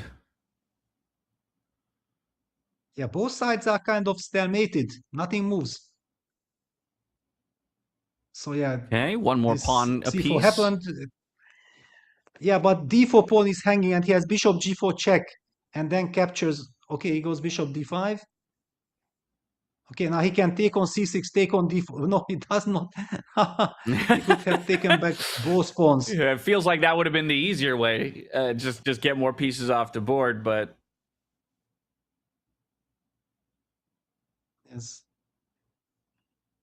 because with Yeah, now he well, goes now for. one pawn in play. Yeah, he goes for the two knights versus one knight. Yeah, it's kind of even two knights versus pair kings. Pair king is a draw, but yes, okay. No, it's petered out.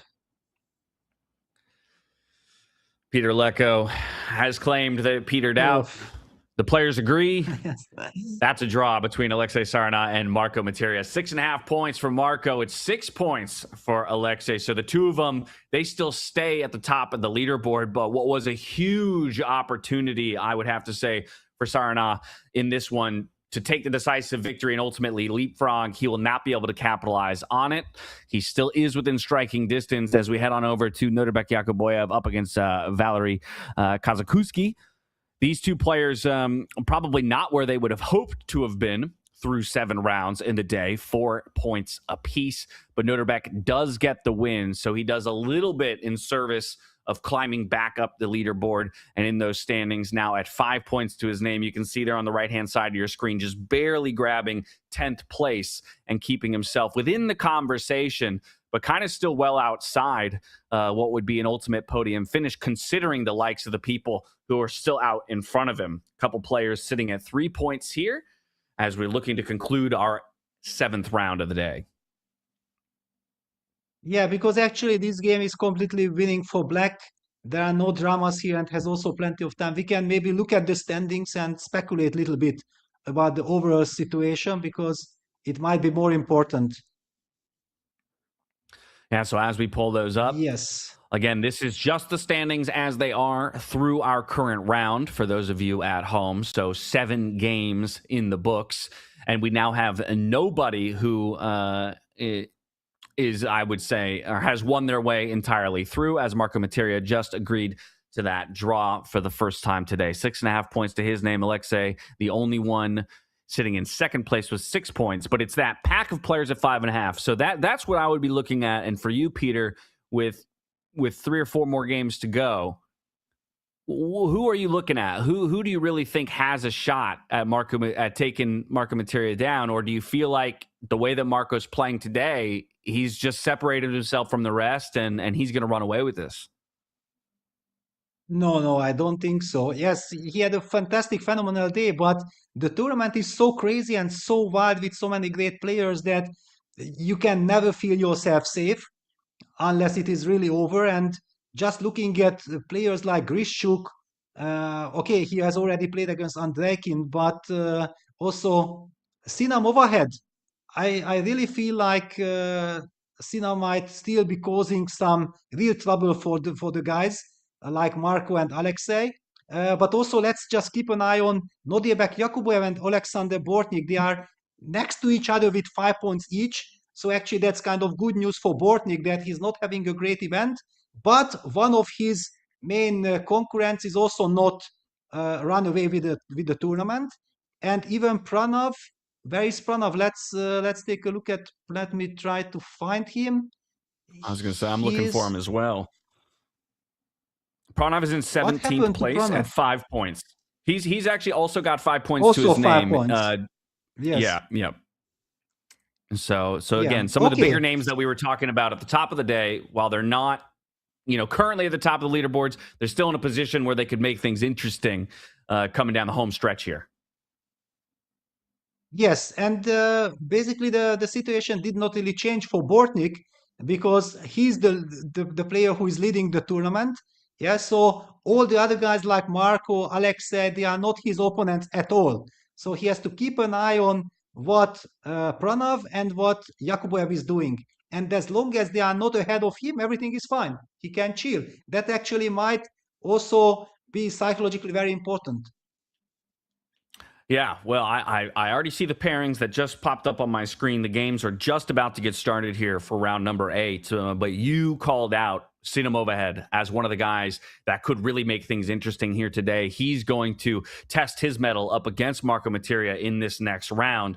I'm looking at some of the other names that we called out. Pranov, he's up against Cristobal. And then we've got Nurbek Yakoboyev up against David Paravian. Who you spoke about earlier, and Alexander Bortnik, he's up against Mitraba Guha. So those will be 3 matches that we look to track as well, all chasing a couple of our top contenders in the likes of Sinamovahead and Marco Materia. We're underway in our 8th round. We'll soon get into the gameplay as quickly as we can to keep you all apprised of the action as things are heating up here. Yes, it seems like white got the upper hand in the center, but black actually has very nice coordination. Black is opening up the bishops immediately, so the e4 pawn is not necessarily a stronghold. It might also be a target, potentially. It's probably more or less equal position. The big question, if white has time to get b3 in, castle, coordinate forces, then in the long run, white has the potential to be better. Yeah, so it is in black's interest to use the time. Wow, h5. No. I disapprove this move. This is an impulsive move, and you shouldn't be. Well, Okay, but at least he's doing it with a purpose. Yeah, he wants to activate the rook. Fancy business with rook h5. yeah. Which, I mean, I think the point you just made, or rather the statement you just made, the fact that he's at least proving why he did it. There's a purpose behind it. It isn't so much just a lackluster waiting move anymore. But now he has to prove it, right? It's kind of one of those situations where you say, all right, well, now you have to prove the value of that move to me. But actually, it's interesting because the way how Marco is saying that he goes for the most ambitious way of castling from g1 to c1. Oh Actually, my goodness. Okay, h3, we play instantly g3. We instantly play g3, and I think this benefits white because white anyway wants to play f4 and potentially get the pawn to e5. This f4 e5 pawn chain would be fantastic. What is Movahead Sina doing really? I'm not approving this at all. Yeah, it's an aggressive move to say the least, provocative, but the question is, what does it achieve in the end? Doesn't look like much. King will slide its way over to b1 before knight and bishop stare each other down on c4, c5. Now the rook will come into play, justifying those earlier pawn pushes. But again, the question is really, what is this rook going to accomplish? Was it worth all the time it took to get it developed? And the amount of control that you've now offered your opponent towards the center of the board in that time. Exactly, and the little move f2, f3 basically signals to your opponent that where are you going, my friend? Because the only vulnerable point is this e4 square, which is now beautifully protected. And if this pawn is protected, then actually this rook has nowhere to go on the 5th rank. What is it really doing? So the only benefit that black has is this pin against the bishop on a1 and some tactical kind of idea, but I don't see that tactic really happening. There are no threats. Yeah. I can always protect the f3 pawn. Besides, the f3 pawn is not even hanging because of rook f1, bishop takes f7 problem. There you go. Oh, and this is never what you want to see. After spending all that time to unlock the rook retreats back to the 7th rank. And it's shut back out of the game. Yeah, this is gonna be a massacre now. Because black has to fall back with the queen. Yeah, he takes on f3, but this is what I mentioned. Queen f3 is always met by rook f1, and then the f7 pawn is falling with a check and with devastating consequences. What is he up to? All right. Well, a minute and 8 seconds on the clock after the move is made. It's the move we do expect. Minor pieces about to disappear from the board. Yeah, this was his trick, that suddenly the rook from h7 protects back to, and knight takes d4, yeah, the tactics, but knight, queen takes d7, yeah, I was calculating this line, it's completely insane.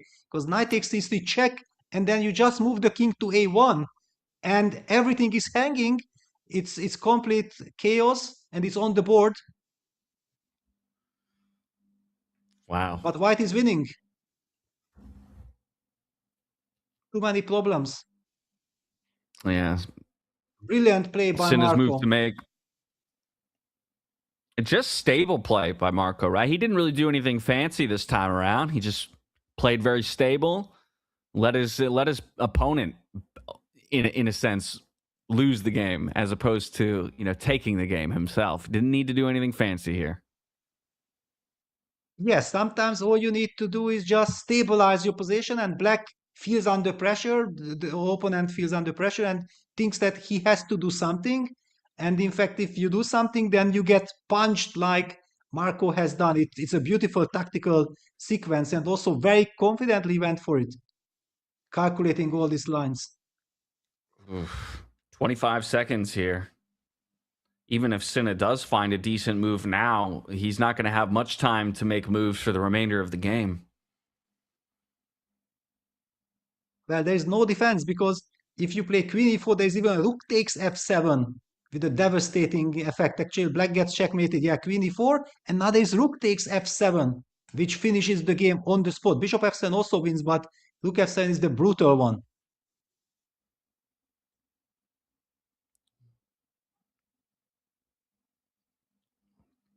Marco just got to do his due diligence here.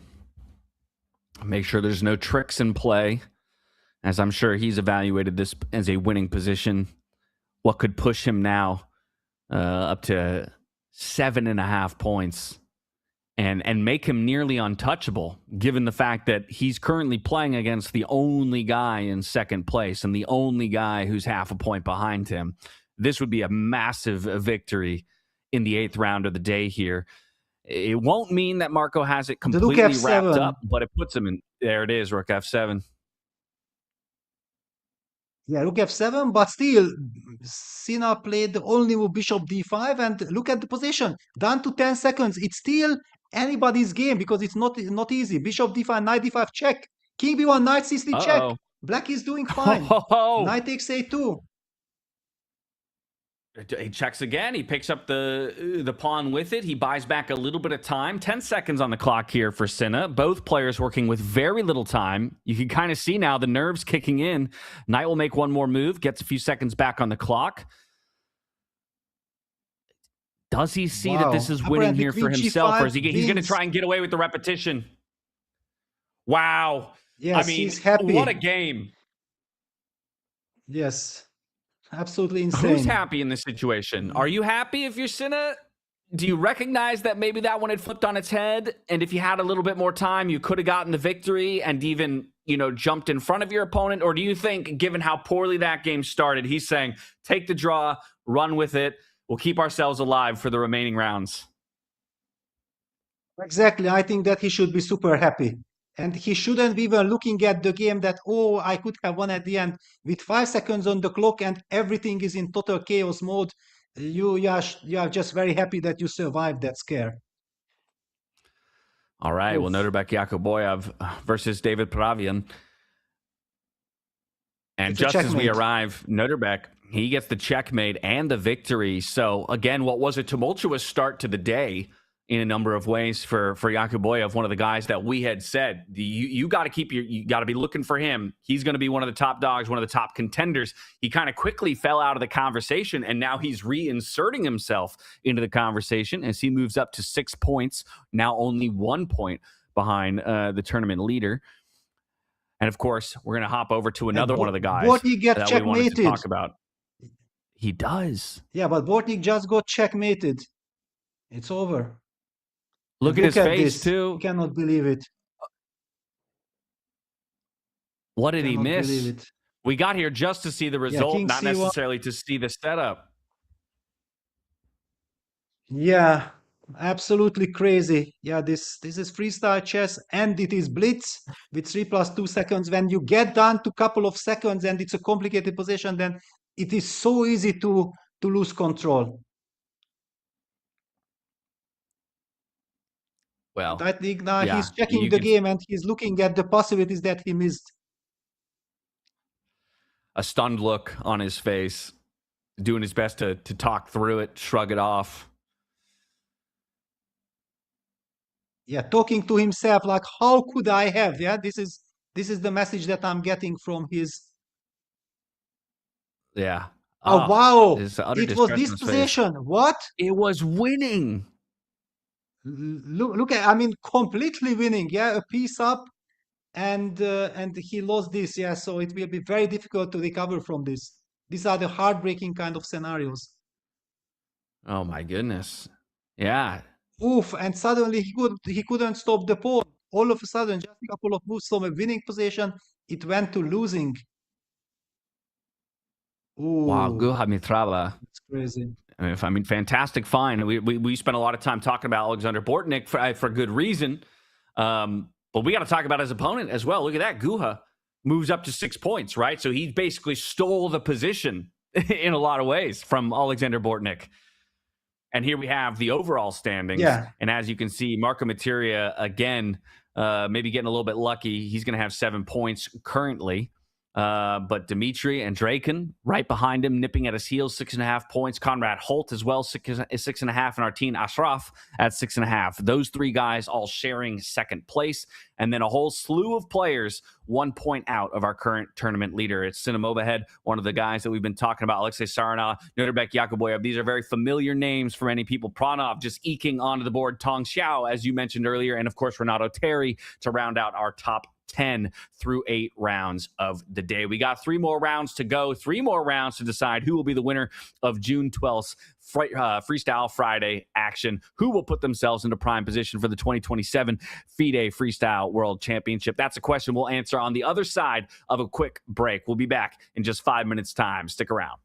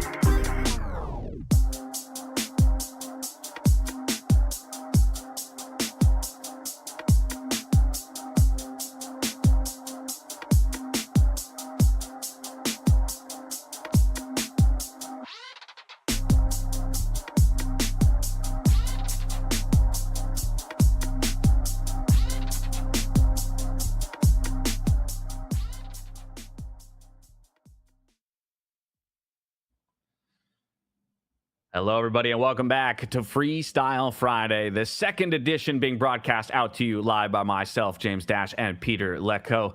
We're in round number 9, so it's the home stretch by all, senses of the word, shall I say, Peter. And it's Marco Materia who still sits with a half a point separation over the chase pack and a bit by the grace of God in that last game to come away with that draw.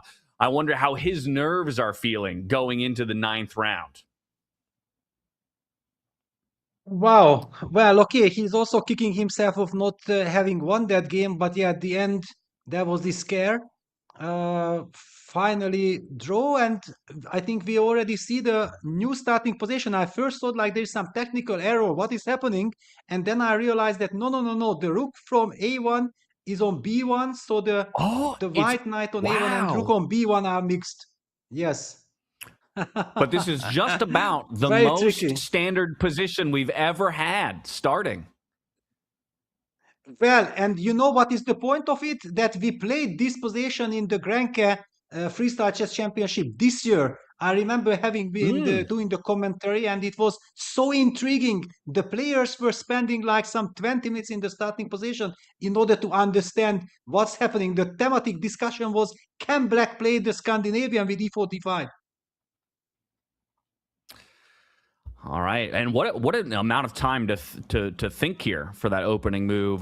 Maybe the computer catching up a little bit here because it's White who's actually in the time deficit with only a few moves on the board, which is sort of peculiar because in a position that feels so close to standard, you would think the players would be more willing to blitz out some moves, play to what's comfortable, what's quote unquote known.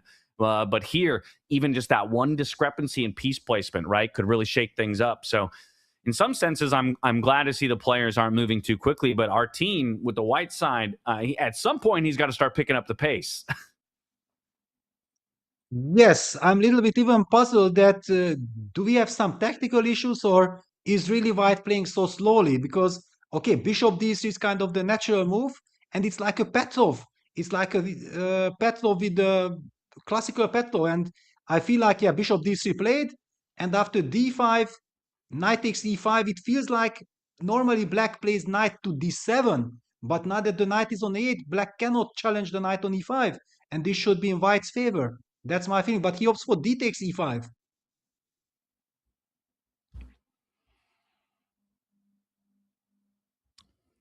Marco, 2.5 minutes to his name. Plenty more time to work. Actually, double his opponent. The young gun has played relatively calm, cool, and collected all day. Just escaped a little bit of a disaster in his most recent game. So the question is whether or not that shook him at all, or if he's going to be right back in to the rhythm of it. Yeah, honestly, I disliked White's decision of capturing with the pawn because it gets very double-edged. Now, Knight C5, it's a thematic. Now, actually, it turns out that Black gets an improved version of the Petrov. But okay, he goes F5. It's a good move, but I think Knight C5, maybe Black could have fought for an advantage already. Mm-hmm. Now we are transforming from Petrov to open Spanish kind of territory. The pawn structure resembles very much, of course, there the black pawns are with a6, b5 coming from the rule Lopez, but this structure, the DC pawn and white having these pieces, yeah, rook e1, knight f1, this is now, and then probably playing, putting the pawn on c3, more or less classical chess. Always looking to find your way to comfort as a player. E-file controlled here by White currently. Bishop will retreat just to make space for that queen to come forward. Now we're rerouting the white knight to the right-hand side of the board. Back to F1. Yes. Jumping forward to either E3 or G3. Usually landing on G3, yes. Normally it goes, but White actually also wants to keep this bishop H4, bishop G3 idea in mind. Yes. That's what he does. Okay, now the rooks staring each other down. Who will blink first? Always the question. Who will be willing to trade on the opponent's terms. Yeah, but now suddenly there is knight e5, and this is the dream kind of trade. Even white gets the dark square bishop, the pair of bishops, and now black has to be super careful not to get into a lot of trouble. Yeah, knight e4 best, but even this bishop takes e4, d takes e4, bishop falls back to g3. Yes, exactly, because you can't take the bishop because of the tactics. And then we just sit on this e3 square. This can be so annoying. White can shuffle his pieces back and forth. Yeah, white's king feels way more comfortable in this position. And we do have a bit of a stab at something here by Marco. Bishop down to a2, snapping off a pawn, coming back. He does give up his own pawn on a7. Rook found its way onto the 7th rank here. Yeah, basically they just traded pawns. I believe that black will have to challenge that knight. Exactly, knight c4. Black has to eliminate the powerful e3 knight. And then the question, how is white maintaining, this enough pressure in order to be causing some trouble for the opponent? Yeah, queen e2, knight takes e3, queen e3. We always capture with a piece. Yeah, okay, queen b6 played. Double attack, clever move. Mm-hmm. Right, hitting both the pawn and the rook at the same time. Rook will retreat. Obviously, the pawn is protected by the queen currently. Yeah, that could be some kind of a trade, but that could also be unpleasant. No, actually, queen b2 you cannot, because then we take, and all of a sudden bishop d6 traps the rook. With your own, Very nasty. traps the rook. Yeah. So be careful. I like that. Very tricky position. There we go. Takes, bishop just c4. Gonna get rid of some pieces. Black is, and also black wants to cement his bishop on d3 in order to balance things out. But okay, b4, rook a5. White is putting tremendous pressure. A bit of a prophylactic move, though, then, defending across on the 5th rank. So instead, white decides d1 is the best square for the rook to land. Okay, queen lining up here. Battery with the bishop. Trade of pawns. Rook comes to the center. It is still unpleasant, because the nature of the position is unpleasant, that you have this isolated pawn. White has this super cement structure, that you can never touch white's position. And black has weakness. Yeah, bishops on opposite color complexes as well. Yes, but now with h6, and then if getting the bishop to c6 cemento, the bishop is protected then by the pawn. There it is. Bishop lands on c6. But it is just kind of this fortress-like construction here for white. I don't know how Marco is ever going to be able to punch through this one. Well, okay, Marco has to defend. Yeah, setting up the queen here, who wants to come down to g6. Yes, be careful. Ooh, g5 in the long run, this should be made. Bishop e3, queen e5. Okay, he wants to trade queens. Will he be able to? Queen g4. Artine says, Marco in no, trouble. Thank you. With little time on the clock, this is terrible for black. Terrible for black, but so far navigating it as best he can. At least by, again, the engine's evaluation of the position. And that's maybe the first opening here for white. There you go. He gets behind. Yeah, queen and rook working in concert with each other. Defensive move with the queen dropping back. It's the double question mark, though, by the computer. Can our team capitalize on it? That's the question. We now have rooks leave the field. So, again, bishop and queen versus bishop and queen with the bishops on opposite colors. I feel like that's going to feel... Yeah, I was going to say, it feels better for Marco with the rooks off the board. Just less threats on the board. Of course, now you will not get checkmated. It's still unpleasant because white can, exactly with h4, break the construction. h5, push the pawn to h5. And then some mating that is coming with bishop d4 check. And he's lost. Queen b8. Checkmate. Wow, Marco, he got away with a little something in the last game to come away with a draw. This time around, he might not be so lucky. It is a fully winning position here for White, and Artin Ashraf is not looking to blunder this one away. Checkmate. There it is.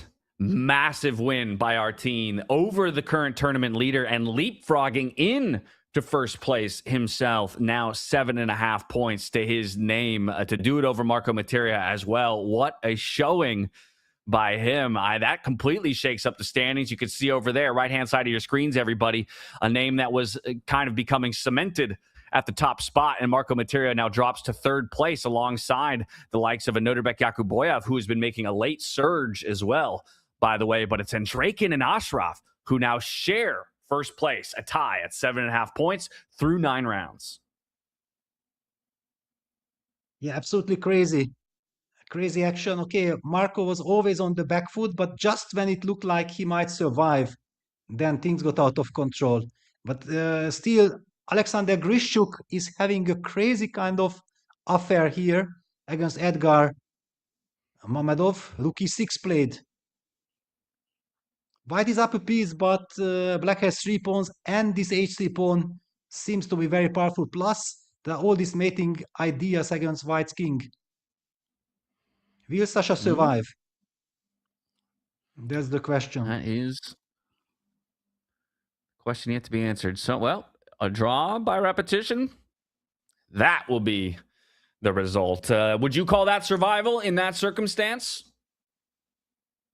Well, I don't know. Both players had so little time, and the fact that Black was willing to make the draw, it probably signals that he was the tendency of the game was that he was on the defensive and he was happy to survive.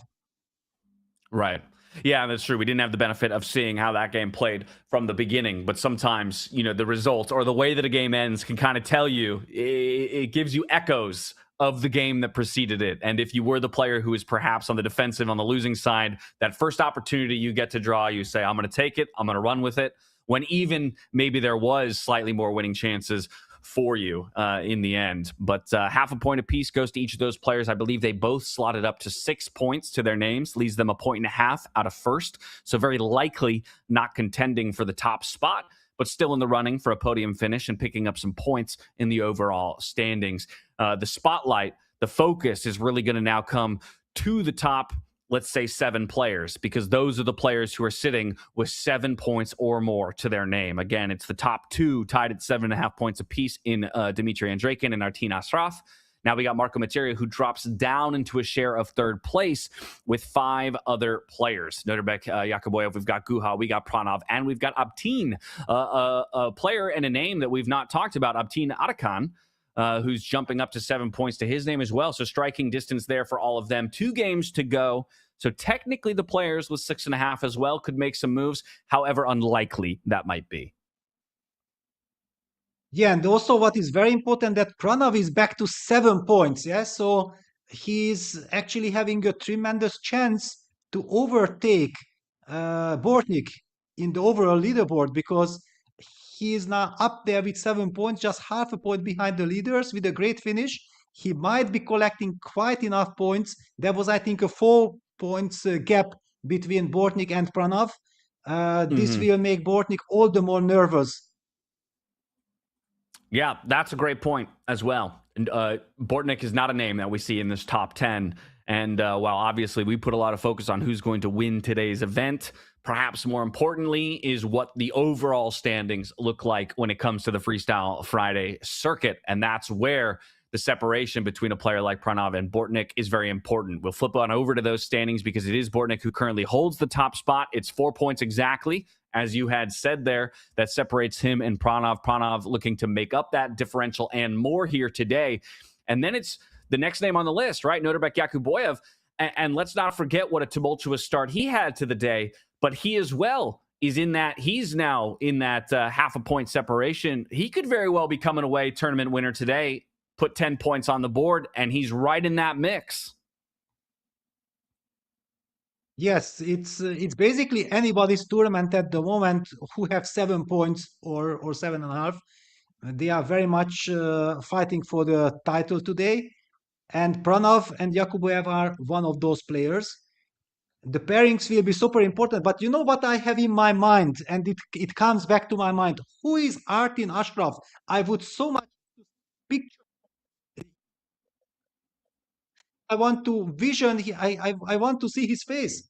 Unfortunately, we are not having him on camera. We'll be robbed of his visage on screen, but we won't be robbed of his gameplay as he's going up against Dmitry Andreikin, who, again, after having maybe one of the only games we've watched of his so far was one that he probably would want back, right? Didn't go the way he would have hoped. But even still, he finds himself tournament leader, 7.5 points to his name. Let's see how he navigates this situation here. Yes, you know, actually, when you lose a game like it happened to Andreikin versus Marco, then you kind of feel like you own it to yourself to come back. Because if you don't come back, it will haunt you forever. How could I? But if you bounce back and you play a good tournament, that's the only medicine you have that will calm your nerves and you will forgive yourself. Well, off we go into round number 10, the penultimate round. 2 to go before we decide today's Freestyle Friday winner. Who gets 10 points in the overall standings? First castle is on the board here, and it comes at the hands of Dmitry Andreikin. Yeah, looks kind of nice, but yeah, normally you prefer to put the rook f1 to d1, but then you would be faced with knight g4 hitting the f2 pawn, yeah? So this is the reason why in freestyle chess you can never rely on just any hand move, yeah? Because in every other position, thematically you play rook fd1, but here you had to play rook bd1. Well, the castle is matched a move or two later. Yeah, d5, it was the big question. Yeah. There's just a lot of congestion here, center of the board. I'm trying to evaluate the position, yeah, because I'm trying to distract myself from engine's evaluation, and I see benefits for both sides. Yeah, black has this outpost on e4, potentially some kingside attack. White, on the other hand, has the space advantage. He has already pushed d5. He only has this great bishop on a1, which also combined with a timely knight b5. For example, if it's white to move, white is able to play knight b5. That could be very unpleasant for black. That's why black waste a tempo to put the rook from b8 to d8 in order to create that square for the bishop on b8 on the diagonal. And then white uses the time to cover things on the king side with h3 because black is probably counting on some queen h5 counterplay. Well, h3, that to me in this circumstance feels quite a bit like a waiting move. It does. Yeah, but it's a super important waiting move forward. because yes, and also that if black plays queen h5, then suddenly we have this knight b5 hitting the bishop, bishop b8, d takes e6, and suddenly because of the pin on the d8 rook, black is unable to capture back on e6 because then we are winning material with queen d8. So actually it's a great defensive prophylactic move. Black opted for queen g6 and white did not play knight b5. I cannot believe that he did not play knight b5. The same idea could have worked to perfection. Instead, he played knight d2 and then bishop e5. Oh my god, computer was saying that knight g5 was some mating attack all of a sudden. With knight takes h3, there is no way to defend. Yeah, king h1. Right. Then probably you also just play something and then you hit on h3. Can you believe that after queen g6, knight b5 would have just won the game? Instead of knight b5, he plays knight d2 and black could have won the game. It's crazy. It is. It'll never cease to amaze me how the game of chess can just completely flip on its head from one move to the next. And even still, both players, right, not finding it.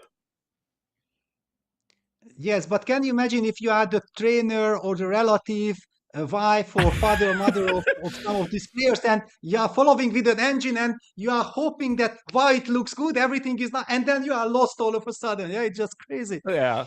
Well, Peter, basically, you're asking me to put myself in your shoes watching a Vincent Keimer game, and I would never want to put myself in your shoes watching a Vincent Keimer game. I would never want to feel the stress and the pressure of either being a coach or the loved one Yes. of somebody playing at this high level in a game that can balance so precariously at times. Yes. Now, actually, the good news for Andrekin is that situation stabilized. He has a slight advantage, and no real surprise is possible here. He wants to double. Yeah, if he would be able to double now, he might go Queen G4, setting up a nice little endgame. There it is, Yes, on the G4 on the board. board. Rook F5, but this is very unpleasant. This is super. Yeah, just take Rook D1. Yeah. Yeah, much. It feels like the white rook is so much more powerful in this position. And the pawn structure, yeah, black has two weaknesses, the d7 and the e4 pawns, and white only has f2, which is beautifully protected by the king on g1, and white can combine playing on different flanks. Yeah, that's kind of also the idea. Queen g3, setting up rook d6 on the board. Rook e5, now rook d7 wins the pawn, for example. Played. All right, the pawn is picked up. Now it's just a queen apiece Yes. alongside those pawns, but still the weakness that you talked about in that e-pawn. Exactly.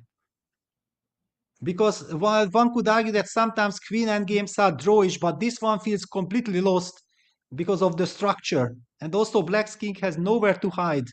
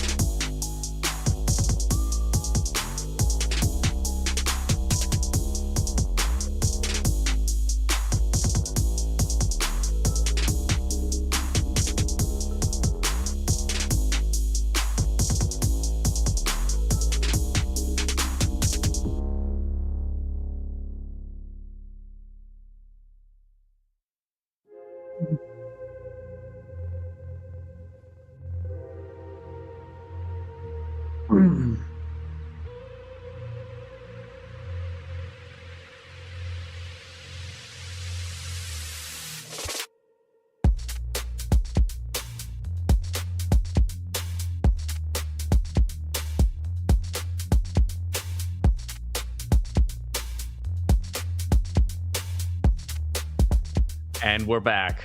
Our sincerest apologies right out the gate, everybody who's still sticking around, for the technical difficulties and the loss of connection that we had to the games heading into that final round. It's unfortunate, to say the least, Peter, that the fans at home would not get to see our perspective. As I'm sure you, just like myself, during that downtime, we were glued to our monitors looking at the results and the way that this would play out. Maybe for those at home who aren't aware of the results, it was Pranov up against Dimitri and Draken in a head-to-head match for first place. Dimitri with that half a point lead, and Pranov gets it done. Checkmate on the board. Decisive victory, 9 points, and he comes away the winner of Freestyle Friday. What do you make of that? Yeah, sensational comeback, amazing comeback. I think he won the last 6 games consecutively. And in the last round, Andrekin did not really have a chance. It was a rather one-sided affair. He got the upper hand in the opening and never let go. A super convincing win by Pranav. And by this win, he actually overtakes Bortnik in the overall standing, and he will be the new leader heading in the last 2 Freestyle Friday events.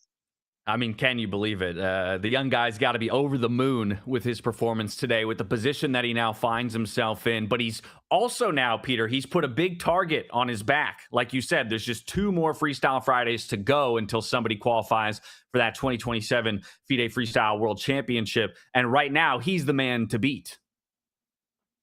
Yes, for sure. But we have already seen at the start of the tournament today that he was nervous. So actually, maybe he needed those 2 losses to calm down and to get back to his senses that, wait a second, let's forget everything. Let's just play chess. Because if I play chess, I'm capable of playing brilliantly. And this is what he showed. What a comeback. Also keeping your composure, that you put aside all this negativity that happened to you at the start of the tournament, and then just come back, and with each victory you are getting stronger and stronger. Yeah, ideally should be a reinforcing day, right? If anything, he should feel even stronger about his chances in the overall competition for that world championship spot. That just about does it for us, though, Peter. I will just read out a few of the other names. Obviously, Dimitri falling down to Pranov. He'll slot into a tie for second place alongside Artin Ashraf and Conrad Holt. Another guy who we just got 1 game's look at was Conrad Holt, but what a showing for him to be tied for second place at the end of the day. And then just the next 2 players at 8 points apiece, Tong Xiao and Abtin Atakan, another player that we're very excited about in his performances so far. Noterbek Yakuboyev, while he did recover quite well in the second half of the day after a very rough start, he'll still only finish with about 7.5 points to his name, and ultimately an 8th place finish at the end of the day. So he's still very much in the conversation with 2 weeks to go, but there's that separation between him and the likes of Pranov. So he's going to have to do a lot of work in the next 2 weeks if he wants to wrestle that number 1 spot away. Yeah, and then also let's not forget about Bortnik, yeah, who was the leader of the tour of the whole tournament series so far, and he showed nerves. Yeah, and I really feel so sorry for him, because that game against Mitrapha, it's still on my mind. Then can you imagine if you are Bortnik and you are kicking yourself that I was completely winning? It's end game. How could I have? And if he would have won that game, it could have been his tournament today. And I really hope for Bortnik and for his fans that he calms down, because he still has everything in his face. He has 2 good events. Then he has still all the chances. Of course, if Pranav now goes on to win both events, then that's it. Then Pranav takes it. But just like Pranav was hoping for a mistake by Bortnik, now Bortnik is hoping for a mistake by Pranav in the last 2 events. Yeah, you mention it. That game, that loss is going to be in your mind. It's going to be stuck in my mind. I'm sure he'll be thinking about it all day long, as we could see kind of the distress on his face following that loss, just trying to make sense of it, where it all went wrong, and the disappointment that he was feeling in himself. A 19th place finish, or rather tied for 17th place finish for him today means no points picked up. And so he's going to have to do a lot of work with 2 weeks left to go. Peter, just final thoughts from you before we sign off and say goodbye to everybody at home. Yeah, well, big apology also from my side. Yeah, that we missed out on this fantastic finish because the tournament was amazing. I really enjoyed covering every segment because, for example, you see what it takes. That it's not 9 runs, it's 11 runs. Marco was dominating the first half of the event. Yeah, and then that game that he did not win against Sina Movahead, that completely winning game, he just couldn't erase it from his mind. And that led to his collapse in the last couple of runs. That's my feeling. That's my take. But we haven't seen his last 2 games. It just shows that it's a brutal format. You can dominate the first half of the event, but if you just show a little bit of sign of weakness, then things get out of control, and you can be eaten alive by this pack of wolves that are just behind you and are ready to jump on any occasion. So I'm very sorry for Marco. What a tournament! And I'm already a fan. Well, brutal is the perfect word for the format. You're exactly right. But brutal does also mean that it generates wildly exciting games for the likes of us, the viewers and the fans at home who get to sit on the sidelines and watch these guys wrestle with tough positions. Either way, once again, congratulations to Pranav for getting it over the line at the end, taking down Dmitry Andreikin to snag first place. A win here on Freestyle Friday, $400 to his name, 10 points in the overall standings added to his total, which pushes him up to first place. Now the man to beat with 2 more Fridays to go. Now, a reminder that June 26th Friday will be when we find out who will be one of the winners from both the overall standings as well as the women's division qualifying into the 2027 FIDE Freestyle World Championship. So keep your eyes and sights set in the next 2 weeks to see who will come out on top. For us, when it comes to the Freestyle Friday broadcast, I should say, rather, we will be back on October 2nd. We're going to take a summer break, but we'll come back to cover more of the action as we get into the second round of qualifications for the latter half of the year. And once again, as Peter mentioned, we do apologize for the technical difficulties. We hope to have those sorted next time around, but we appreciate you sticking with us all the way through. Until next time, stay healthy, stay safe, be good to each other, all right? Peace out. Much love.